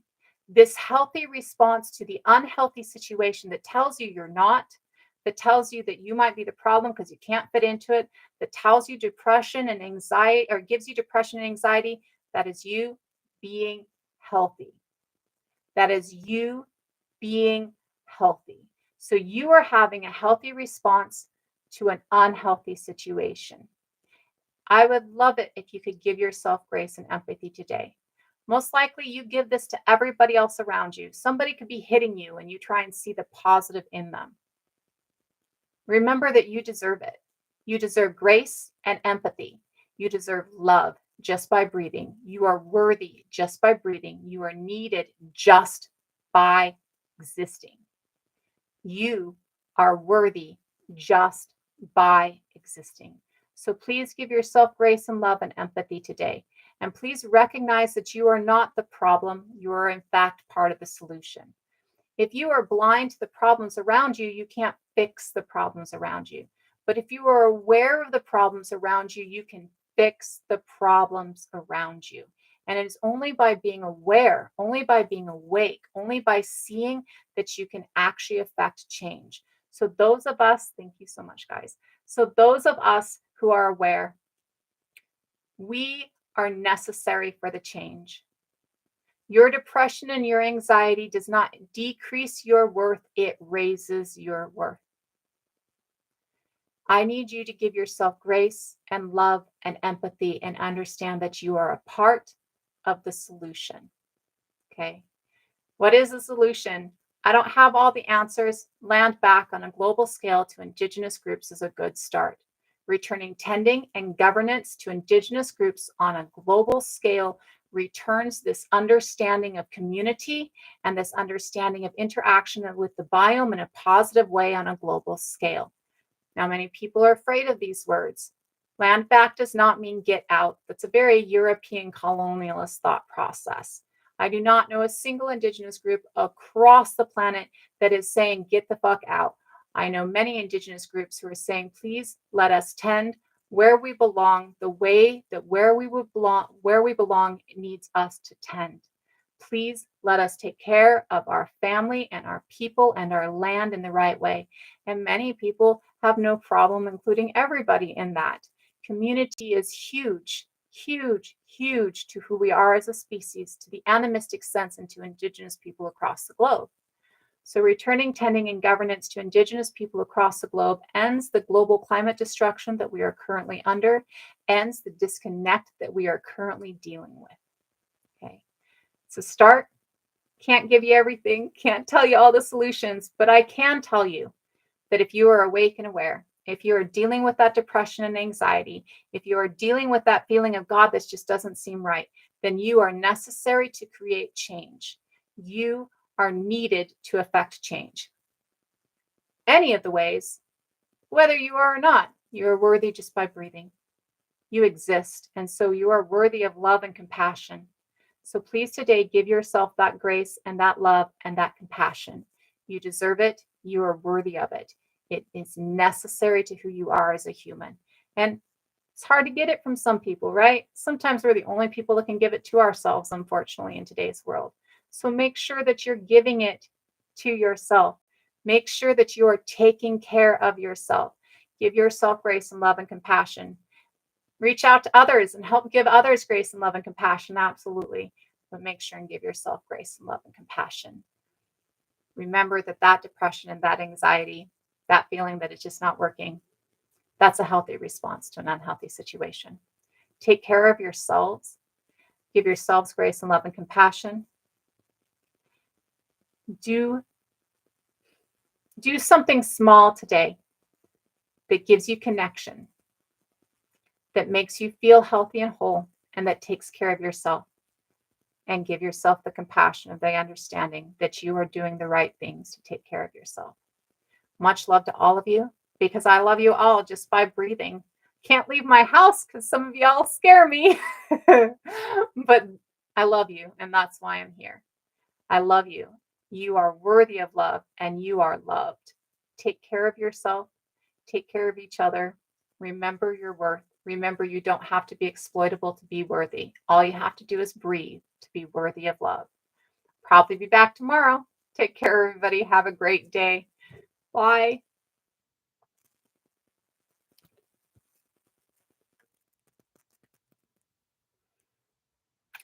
Bye, YouTube. So much love to you guys. And thank you so much, Allisons. Thank you. I appreciate that. Have a great day, guys.